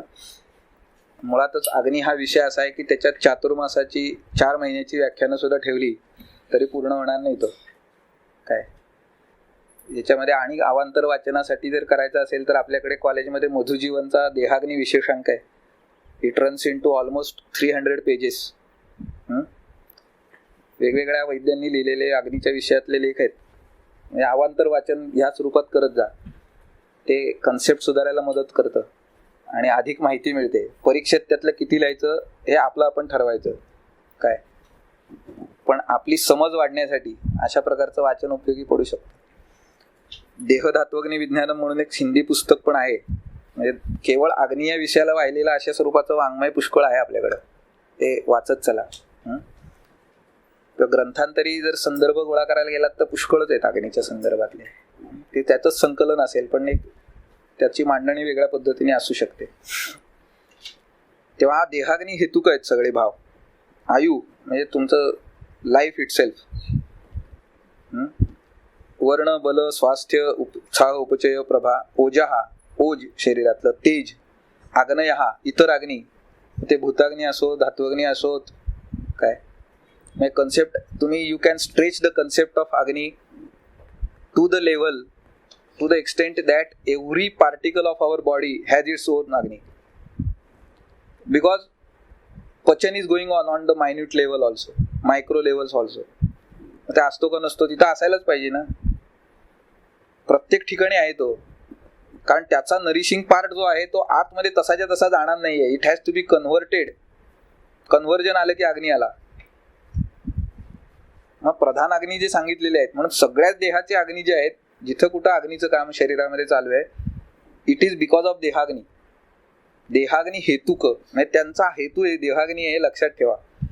So if you want to keep all these elements, vital elements of your health in order, you have to keep your देहाग्नी इन ऑर्डर. हा त्याचा दुसऱ्या बाजूने विचार आहे. आयु, वर्ण, बल, स्वास्थ्य, उत्साह, उपचय, प्रभा, ओज, तेज, अग्नी, प्राण, हे सगळं जागेवर कधी राहील, देहाग्नी जागेवर असला तर. हा केवढा मोठाचा विचार आहे. आता याच्या प्रत्येकावरती बोलायचं झालं तर पुष्कळ बोलता येतं, ते यथावकाश बोलू आपण. शांते अग्नो म्रियते, अग्नी शांत झाला की काय मरण. माणूस महिला ठरवतो कसं, वैद्य आला, जसं आपण नाडी बघतो, पल्स नॉट रेकॉर्डेबल, अंग थंड पडलंय का बघतो आपण, बघायला हवं. काय हातपाय थंड पडले हो त्यांचे, असे फोन येतात की अहो डॉक्टर जरा लवकर या. काय नाही, बहुतेक थंड पडली आमची आई, बाबा कोण असतील ते, आणि आपण जाऊन बघावं तर मामला संपलेला असतो. शेवट काय होतं, शांती अग्नो म्रियते. पण ते अग्नी शरीरामध्ये उपस्थित आहे का नाही याचं एक हे दिलेलं आहे बघा लक्षण, की कानामध्ये तुम्ही जर आपल्या बोटं घातलीत तर आतमध्ये एक जो धुकधुक आवाज येतो तो अग्नीचा असतो. करून बघा प्रयोग, हा यायला पाहिजे. हा आहे तर तुम्ही जिवंत आहात आणि तुमचा अग्नी वर्किंग आहे. म्हणून साहित्यामध्ये सुद्धा प्रयोग कसे येतात, वाक्य प्रयोग कसे येतात बघा, की थोडी धुगधुगी शिल्लक होती, आम्ही पोचलो तेव्हा थोडी धुगधुगी शिल्लक होती. म्हणजे काय होती, अग्नी चालू होता.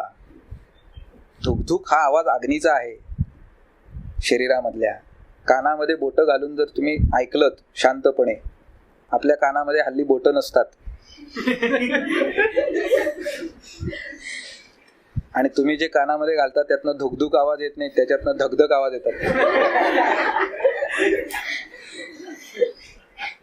पण ते काढून कधीतरी बोटं घालून बघा, धुकधुक आवाज येईल, तो तुमच्या अग्नीचा आहे.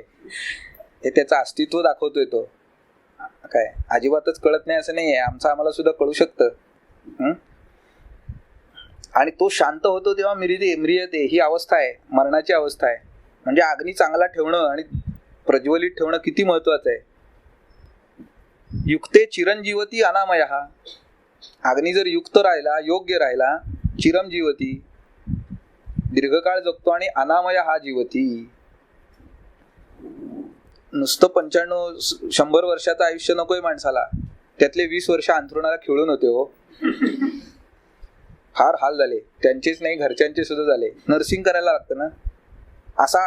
असं दीर्घायुष्य कुणाला पाहिजे. तुमच्या घरामध्ये आजी आजोबा वगैरे असतील, त्यांना कधीतरी प्रश्न विचारलात, त्यांचं सुद्धा म्हणणं काय असतं, आता देवाने मला उचलावं, चांगली हिंडते फिरते तवर उचलावं, असं असतं ना. म्हणजे काय, अनामय जगायची इच्छा असते लोकांना. चिरंजीवती हे ज्याचं त्याच्या याच्यावर आहे. पण चिरंजीवती आणि अनामय हा जीवती केव्हा, युक्ते अग्नौ, when agni is in proper condition, the person will live longer and live healthier also. Healthy and long life, two different things. Long life need not be healthier. म्हणून माणसाला दोन्ही पाहिजे. जीवेत शरदहा शतम का म्हणतात? हे शरद पवार 100 वर्ष जगावेत अशी कोणाची इच्छा नाही. शरद ऋतूचं उदाहरण दिलं जातं कारण वर्षा ऋतू गेल्यानंतर, अगस्तीचा उदय झाल्यानंतर निर्विष निर्मल अशा स्वरूपाचं सगळी सृष्टी होते, म्हणून शरदाचं उदाहरण दिलं जातं. आणि तो पित्त डॉमिनेशनचा ऋतू आहे. काय जीवेत शरदहा शतम, जीवेत वसंत हा शतम का नाही म्हणत? जीवेत वर्षा शतम का नाही म्हणत? त्याच्या मागचं लॉजिक लक्षात घ्या. तर तसं तो युक्त असेल तर जीवेत शरदहा शतम हे होईल. आणि अनामय हा जीवती हे महत्वाचं आहे. रोगी स्याद विकृते, third condition which we often confront with. रोगी स्याद विकृते, आपल्याकडे रोगी येतात, त्यांचा सगळ्यांचा अग्नी विकृत आहे असं धरूनच तुम्हाला चिकित्साला सुरुवात करायची. कारण अग्नी विकृत झाल्याशिवाय रोग होत नाही. रोगा हा सर्वेपी मंदेग नऊ असं सूत्र जाईल पुढे. सूत्राम उदराणीचे, उदररोग तर सगळे आहेतच निश्चितपणे विशेष करून, पण सर्वच रोग मंदाग्नीने होतात. अशी विकृती सूचक पुढे पुष्कळ सूत्र येणार आहेत तुम्हाला, रेफरन्सेस, ज्याच्यामध्ये अग्नीचं महत्व अंडरलाईन केलेलं आहे. गुल्माच्या चिकित्सेमध्ये चरक सांगतात शम प्रकोप दोषाणां सर्वेषां अग्नी संश्रित. दोषांचा शम आणि प्रकोप हे सगळं कोणाच्या संश्रयाने होतं? अग्नीच्या. म्हणजे दोष वाढणार कमी होणार हे अग्नी ठरवणार. अग्नीचं कार्य नीट असेल तर दोष शमन राहील, नॉर्मल लेवलला काम करेल. प्रकोप कधी होईल? अग्नी बिघडला की होईल. म्हणजे व्हॉट इज इम्पॉर्टंट? अग्नी चिकित्सा ही इम्पॉर्टंट आहे. हे सगळीकडे त्यांनी अंडरलाईन केलेलं आहे. तसं इथं रोगी स्याद विकृते, तो विकृत झाला की रोगी होणार माणूस. मूलम तस्मात अग्निही, मूलम अग्निही तस्मात निरुच्यते, म्हणून सगळ्याचं मूळ अग्नी सांगितला. तुमच्या देहाचंच मूळ सगळ्या एकूण तो आहे, तो अग्नी आहे. यत अन्नम देह धातु ओजो बलवर्णादि पोषकम तत्र अग्निही हेतुः आहारात नाही अपक्वात रसादया भवन्ति. अपक्व अग्नीने जर पचवलं नाही, तो आहार जर अपक्व राहिला, हे अन्न जे तुम्हाला देह धातू ओज बल वर्ण आदींचं पोषण करतं, तुम्ही घेता त्या अन्नात न होतं. कारण अन्न घेतो कशाला आपण? पोषणासाठी, to get nourishment. The primary reason for taking food is to get nourishment. आणि ही नरिशमेंट मिळते कशातून? त्या अन्नाच्या पचनातनं मिळते ना. पचनच नाही झालं तर तत्र अग्निही हेतू, तो अग्नी त्याचा हेतू आहे ह्या पोषणाचा. म्हणजे तुम्ही आता जाहिराती अशा दाखवतात बघा की इट कंटेन्स 23 मिनरल्स, मग दुसरी कंपनी 25 मिनरल्स घेऊन येते. कारण आमच्यात काहीतरी जास्त दाखवायला पाहिजे ना, नाही तर product will not stand. Marketing skills आहेत सगळं. अधिक काय आहे हे दाखवण्यासाठी. पण जर अग्नी चांगला नसेल तर हे पचवायची ताकद आहे का ते ठरवा ना. ते ठरवलंच कुठं जात नाही. ते तुम्ही कितीही पोषण करणारे पदार्थ दिलेत, अग्नी जर नसेल जाग्यावर, if it is not working properly, it will not convert, it will not transform. तत्र अग्निही हेतुः आहारात नाही अपक्वात रसादयः भवन्ति. अपक्व अन्नातून रसादी निर्माण होत नाहीत. नाही तर तसं जर असतं तरी फार सोपं झालं असतं ना. मांस वाढवायचे, मगाशी म्हणलं तसं, लाद्याच्या लाद्या मांसाच्या अशा बांधल्या, कच्च बांधून ठेवल्या, दुसऱ्या दिवशी वजन वाढलं, असं होईल का? नाही. तोंडाने घ्यावं लागतं, त्याचं पचन व्हावं लागतं, त्या पचनातनं ते धातू निर्माण होतात आणि मग ते धातू वाढतात, पोषण मिळतं त्यांना. म्हणजे महत्वाचा व्यापार कोणाचा? अग्नीचा व्यापार आहे. हा पहिला समजून घ्या. अपक्व अन्नातून रसादींचं पोषण होत नाही, म्हणजे ते अन्न पक्व व्हावं लागतं. पक्व करणार कोण? अग्नी. तो बॅरियर आहे, इकडं जाऊ द्यायचं का नाही हे तो ठरवतो.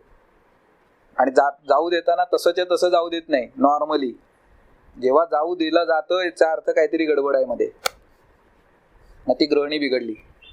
म्हणून मग ते सान्न पुरुष तुम्हाला दिसायला लागतं. अन्नाचे रेमनंट्स किट्टांशामध्ये यायला लागले की समजायचं गृहिणी बिघडली. पण नॉर्मली अग्नी will not allow this to happen. आता ही प्रक्रिया सुरू कशी होती ती बघा. अन्नम आदान कर्मातु कोष्ठम प्राणः कोष्ठम प्रकर्षति. असं जे असं अन्न घेतलं आणि अग्नीला दिलं असं होत नाही. त्याच्यामधली प्रोसेसिंग लक्षात घ्या. It gets primary processed food काय विच द अग्नी कॅन ऍक्ट अपॉन. कारण तो कसा आहे, it is at its peak. पाक करायला क्षम झालेला आहे, चांगला बुभुक्षित आहे. दिलेल्या अन्नाचं 2 मिनिटात भस्म नाही करता कामा नये त्याने. It should take its own time, should act properly over the period. भस्कन झालं तर ते तीक्ष्णाग्नी आहेत ना. तर अन्नम आदान कर्मातू प्राणहा कोष्ठम प्रकर्षती. प्राण कोष्ठामध्ये त्याचं प्रकर्षण करतो म्हणून त्याला प्राण असं वर्णन केलेलं आहे. प्रकर्षाची गती आहे, आतमध्ये ओढून नेणं, तिथपर्यंत गेला पाहिजे तो.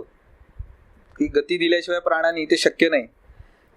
म्हणजे वर्ण तुम्ही फक्त घालताय, बोधक कफाचं काम झालं, त्याच्यातला रस वगैरे कळला, रसबोधन झालं, ते अन्न नलिकेत गेल्यानंतर तिथून फक्त ग्रॅव्हिटेशनल फोर्सनी जाणार नाही खाली. प्राण हा कोष्ठम प्रकर्षती. प्राण त्याला आत ओढेल. It sucks it. ही सकिंग ऍक्शन आहे प्राणाची. कोष्ठाकडे त्याचा प्रकर्ष घडवून आणणं. तर द्रवैही भिन्न संघातम स्नेहेन मृदुताम गतम. द्रवैही भिन्न संघातम. आमाशयामध्ये जो कफ आहे कुठला आहे, क्लेदक कफ. तो काय करतो, त्याचं नावच बघा, क्लेदक. क्लेदन करणं, क्लिन्नता आणणं. काय भात लावायचा असेल, नुसते तांदूळ शिजायला ठेवले तर चालतात का? पाणी घालावं लागतं, पुरेसं पाणी घालावं लागतं, मग तो भात शिजून चांगला मऊ तयार होतो ना. तसं अन्न घेतलं तुम्ही, त्याच्यामध्ये हा क्लेदक कफ मिसळणारे, त्याला क्लिन्नता आणणारे, स्नेहेन मृदुताम गतम. अन्नामध्ये जो पुरेशा प्रमाणात स्नेह आहे त्यांनी त्याचं सॉफ्टनिंग होईल, मार्दव होईल त्याला. असंच्या असं अग्नीला द्यायचं नाही, कारण तो भस्मच करून टाकेल सगळं. बाहेर सुद्धा बघा तुम्ही, यज्ञामध्ये नुसत्या समिधा टाकतात का? नाही, तूपही असतं. म्हणजे स्नेह आहे ना तिथेही, तो काय करतो, त्या अग्नीला आणि बुभुक्षित करत जातो, भडकवत जातो, आणि त्यांनी त्या समिधा जळत जातात. तूप कमी पडलं तर काय होतं, अर्ध्यावर विजलं, पूर्णच भस्मच होत नाही त्याचं. म्हणजे हे जसं आहे, हाच ऍक्ट तिथे अप्लाय करा, न्याय येतो की असं शरीरामध्ये आहे. थोडा थोडा स्नेह आला पाहिजे, स्नेहाने त्याला मार्दव येईल. कारण अग्नी हा उष्ण तीक्ष्ण गुणाचा आहे. त्याचं काम अधिकही जर झालं तर काय होईल, आहाराला विदग्धता येईल, करपून जाईल तो. करपणं जे म्हणतात त्याला विदग्ध शब्द वापरलाय ग्रंथाने. करपून गेला, काय उपयोग आहे, त्यातनं काही पोषण मिळेल का? नाही. म्हणजे सम्यक परिणमन होण्यासाठी हे भाव महत्वाचे आहेत. द्रवैही भिन्न संघातम. दाताने तुम्ही भिन्न संघातच करता, मग पुन्हा द्रवाचं कार्य काय आहे, तर it gets converted into a bolus type of form. बोलस म्हणतात त्याला. आताच्या डायजेशन मध्ये जर बघितलं तर बोलस असा शब्द वापरलाय. तर तसा फॉर्म त्याला यायला पाहिजे, क्लिन्न व्हायला पाहिजे ते पुरेसं, आणि स्नेहाने मार्दव व्हायला पाहिजे. समानेन अवधूत हा अग्नी उदर्य पवनोद्वाह. त्याच्यावरती मग हा अग्नी काम करतो, समानाने अवधूत झालेला, केलेला. काले भुक्तम समम सम्यक पचती आयु विवृद्धये. आणि कुठल्या प्रकारच्या अन्नाचं पचन करतो, काले भुक्तम समम सम्यक पचती. काले भुक्तम अन्नम समम अग्निही सम्यक पचती आयु विवृद्धये. असे सगळे त्याचा अन्वय, की योग्य काळी घेतलेलं अन्न समाग्नीकडून पचवलं जातं आणि आयुची वृद्धी होते. ह्यासाठी हे सगळं आधीचं गरजेचं आहे. म्हणून प्रथम अवस्थापाक हा सुद्धा आवश्यक आहे. डायरेक्ट जम्प करत नाही ना अन्न दुसऱ्या अवस्थापाकामध्ये. असं जर झालं असतं तर काय झालं असतं. म्हणून जरी तुम्ही षड्रसम प्रधान अन्न घेत असलात, आदौ षड्रसमपि अन्नम मधुरीभूत मिरयेत. मधुरीभूत होतं ते, पुढे आता सांगणार त्याचं अवस्थापाकांचं वर्णन. अन्नस्य भुक्त मात्रस्य षड्रसस्य प्रपाकतः मधुराद्यात कफो भावात फेनभूत उदीर्यते. फेनभूत या स्वरूपामध्ये तिचं कफाचं उदिरण होतं, आणि तो कफ त्याला बोलसचा फॉर्म देतोय, क्लिन्न करतो, त्याला ऍक्सेप्टेबल बनवतो, की ज्याच्यामुळे अग्नीची कार्य त्याच्यावरती झाल्यानंतर. तुम्ही जर भात शिजवतानाच्या प्रक्रिया बघितल्यात, उघडा भात शिजवा एखाद दिवशी आणि बघा त्याच्यामध्ये काय काय स्थित्यंतर होत जातात. पहिल्यांदा नुसते तांदूळ आणि पाणी आम्ही घातलेलं आहे, वेगळं दिसतं सुरुवातीची 1-2-5 मिनिटं, नंतर हळूहळू तो तांदूळाचा दाणा जो असतो तो मोठा मोठा मोठा व्हायला लागतो. इट सोक्स आउट ते पाणी शोषून घ्यायला लागतो. खालनं अग्नी चालू आहे प्रोव्हाइडेड. हे सगळं असं चाललेलं काम आहे. अग्नी बंद असतानाही नाही तुम्हाला दिसत. म्हणजे हा अग्नी त्याच्यावर कशी प्रक्रिया करतो तशीच अन्नावरती शरीरामध्ये होत असते. की ह्या क्लेदक कफाचं काम आहे चालू. त्यांनी त्याला मधुरी भाव आणला. म्हणजे 6 रसांचं जरी तुम्ही अन्न सेवन केलं तरी पहिला भाव मधुरच येणार. कारण त्या अन्नातून तुम्हाला पुढे आयुष्याचं वर्धन करायचंय, पोषण करायचंय, पुष्ट बल मिळवायचंय. मग कुठला रस त्यासाठी उपयुक्त आहे? मधुरच आहे ना. कफाला वाढवणारे 3 रस आहेत, मधुर, आम्ल, लवण. पण इथे येताना मात्र मधुरी भावच होतो. का बघा, बिकॉज मधुर रस कॉन्ट्रीब्युट्स टू बल, आयुष्यवर्धन, पोषण. म्हणून तो रस, तो कफ जो आहे तो मधुरी भावाने उत्पन्न होतो, आम्ल भावानी, लवण भावानी होत नाही. Our food is also dominated by मधुर रस. काय नाही, तुम्ही जे कुठलं जेवण करता, मग ते भात प्रधान असू दे नाही तर पोळी प्रधान असू दे, डॉमिनेटिंग रस इज मधुर. काय, कारण देहाला वृद्धी जर अपेक्षित असेल, पोषण अपेक्षित असेल, तर मधुर it should be the dominant रस. आणि हा रस कमी असून बाकीचे रस सेवन करणारे जे लोक असतात त्यांच्यामध्ये तुम्हाला पोषणाच्या विकृती मिळणार. आताच्या काळात तुम्हाला जे दिसतं की भुकेच्या वेळेला चिप्स खाऊन राहतात लोक, बटाटे वडे खाल्ले, बर्गर खाल्लं, त्यांच्यामध्ये पचनाच्या आणि पोषणाच्या विकृती काय येतात? कारण आहार सम्यक नाहीये, समतोल नाही, मधुरप्रधान नाही का. तर ते पहिल्या अवस्थापाकामध्ये होणार आहे त्या संपूर्ण अन्नाचं मधुरीभवन होणार आहे. त्याच्यातला तिक्त, कटू हे जर रस डॉमिनेटिंग असतील तर काय होईल? मधुरी भाव कमी होईल आणि त्यामुळे विदग्धता येणार पुढे.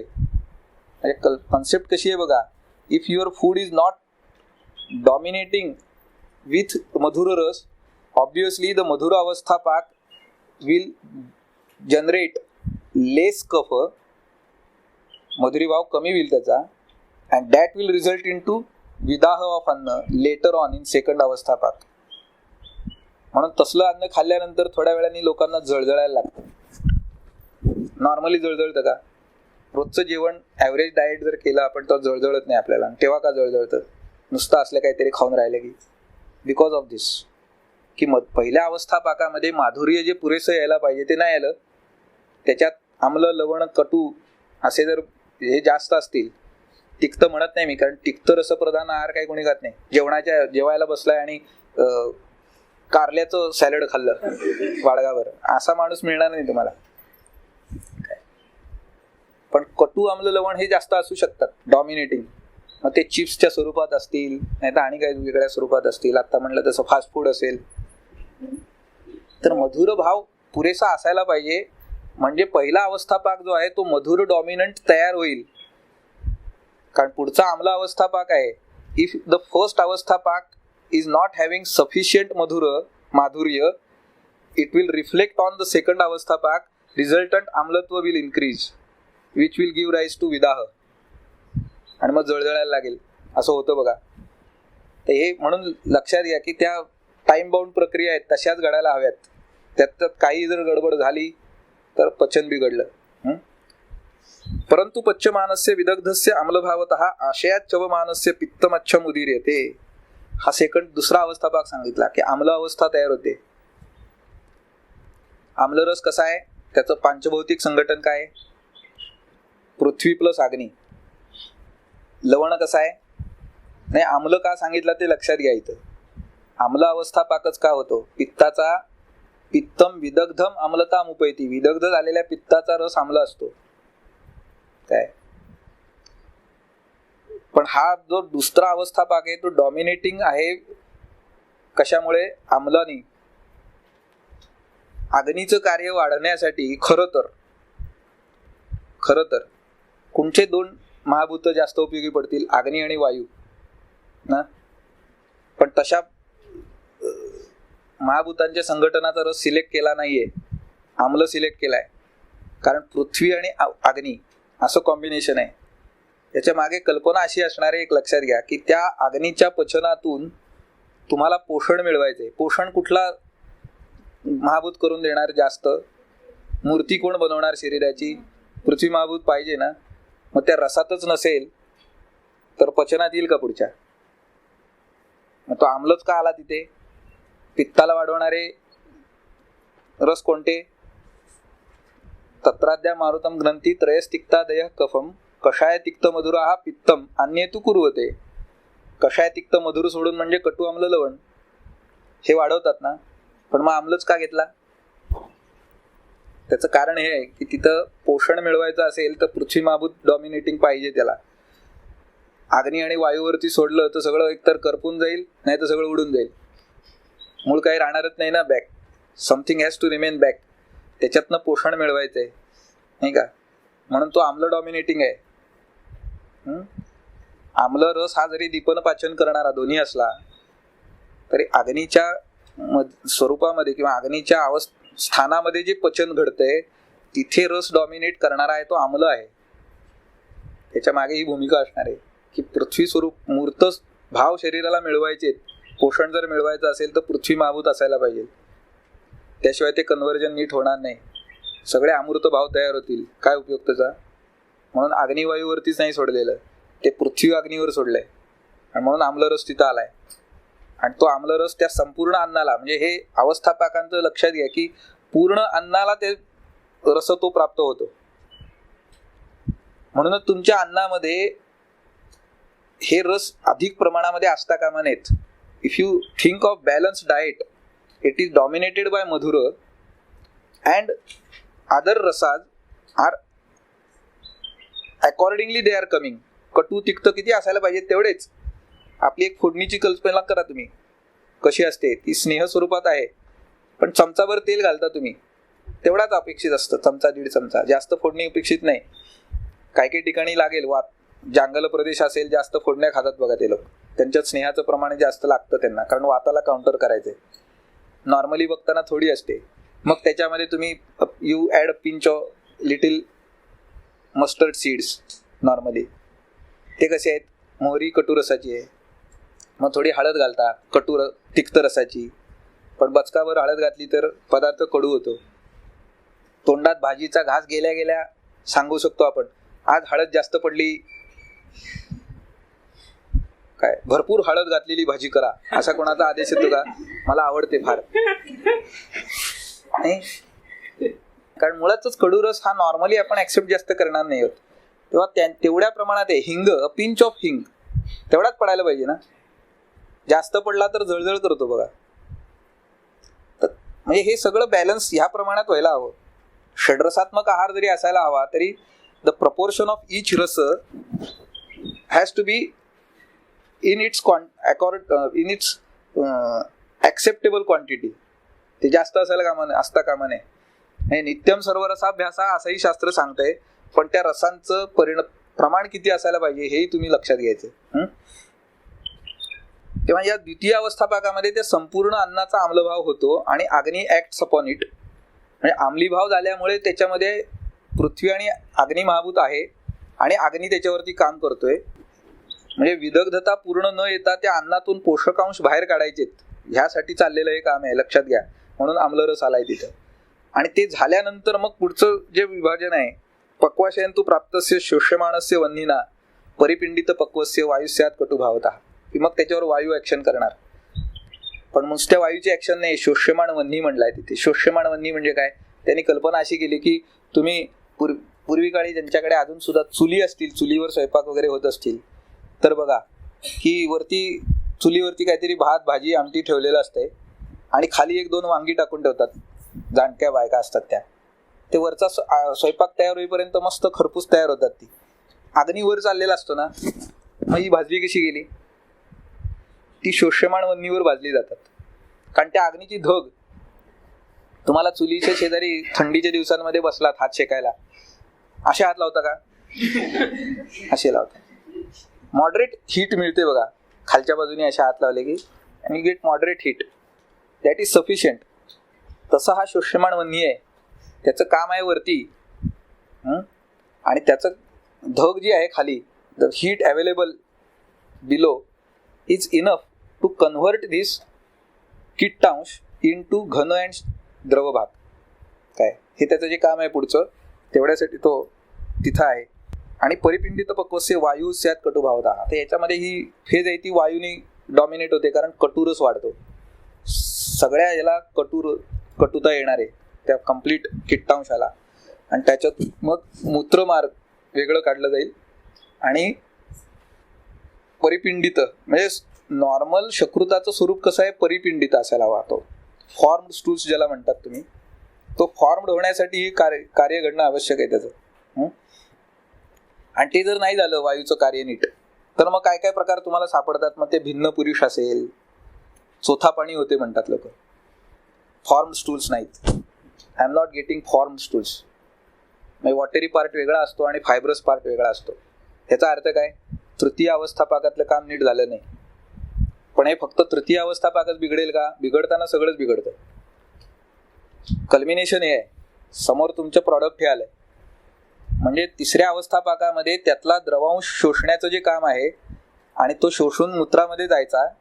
तत्राच्छम किट्टम अन्नस्य मूत्रम विद्यात घनम शकृत. दोन प्रकार आहेत. आच्छ भाग जो आहे तो मूत्र म्हणून वेगळा होतो, द्रव भाग. आणि घनम शकृत, solid part or fibrous part gets converted into shakrut purish. This separation goes on in पक्वाशय. म्हणून आपण चिकित्सा करत असताना आपली बऱ्याचदा द्रव्य जी असतात, मूत्रल द्रव्य, ती पक्वाशयावर काम करतात. कारण ऍक्च्युअली द फॉर्मेशन ऑफ मूत्र स्टार्ट्स फ्रॉम पक्वाशय. सेपरेशन ऑफ मूत्र हे पक्वाशयातून सुरू होतं आणि मग ते मूत्राशयातून बाहेर टाकलं जातं. तर ह्याच्यावर काम करणारी औषधं पाहिजेत.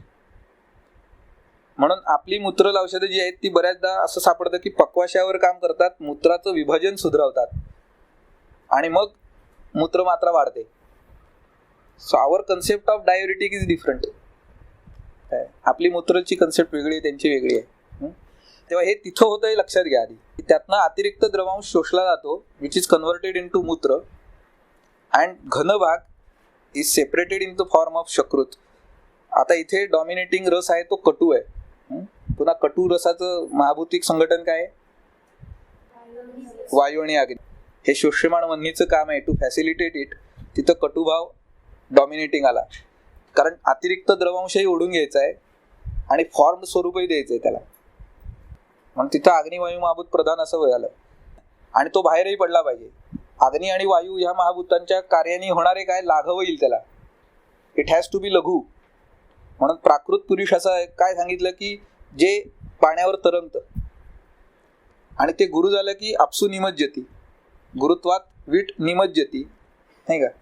आणि पक्वातू उत्प्लवते जले. अग्निवायू महाभूत प्रधान कार्य झाल्यामुळे त्याच्यात लघुता येते आणि ते जरी तुम्हाला दिसायला पिंडित दिसत असलं, steel it's floats on the water. आणि ते त्याचं लक्षण आहे पक्व असल्याचं. सामता नाही त्याच्यामध्ये, अपक्वता काही आलेली नाही. फॉर्म स्टूल्स आहेत आणि पक्व आहेत. याचं कार्य, याचं स्वरूप ते आहे आणि ते लक्षण आहे त्याचं. पक्वातू उत्प्लवते जले. उत्प्लवन होण्यासाठी किंवा तरंगण्यासाठी लघुगुण आवश्यक आहे. तो येणार कुठून, म्हणून कटुरस आला तिथे, विच विल इंड्यूस दॅट. या प्रत्येक अवस्थापाकाचं डॉमिनेशन त्या स्वरूपात काय हे लक्षात घ्या. नुसतं मधुर आम्ल आणि कटू अवस्थापाक असतात. आता यातलं परीक्षेत काय लिहायचं, किती लिहायचं तुम्ही बघा. लिहिलं तरी काय फरक पडत नाही, पण आपल्या समजुतीसाठी तेच का हे लक्षात आलं पाहिजे. बाकीचे रस का नाही सांगितले.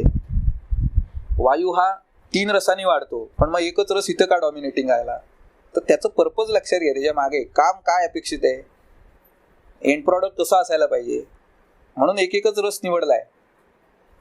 Which will fulfil and give the desired result. Desired result जो आहे तो देईल, तो रस घ्यायला पाहिजे ना.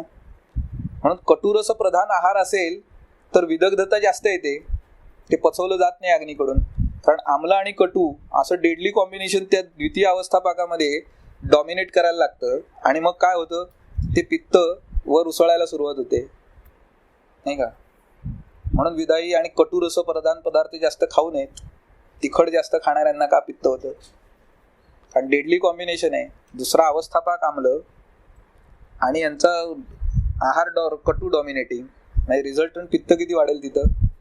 ह्यात उदिरण होतं, नॉर्मल उदिरण झालं तरी will not get adverse symptoms.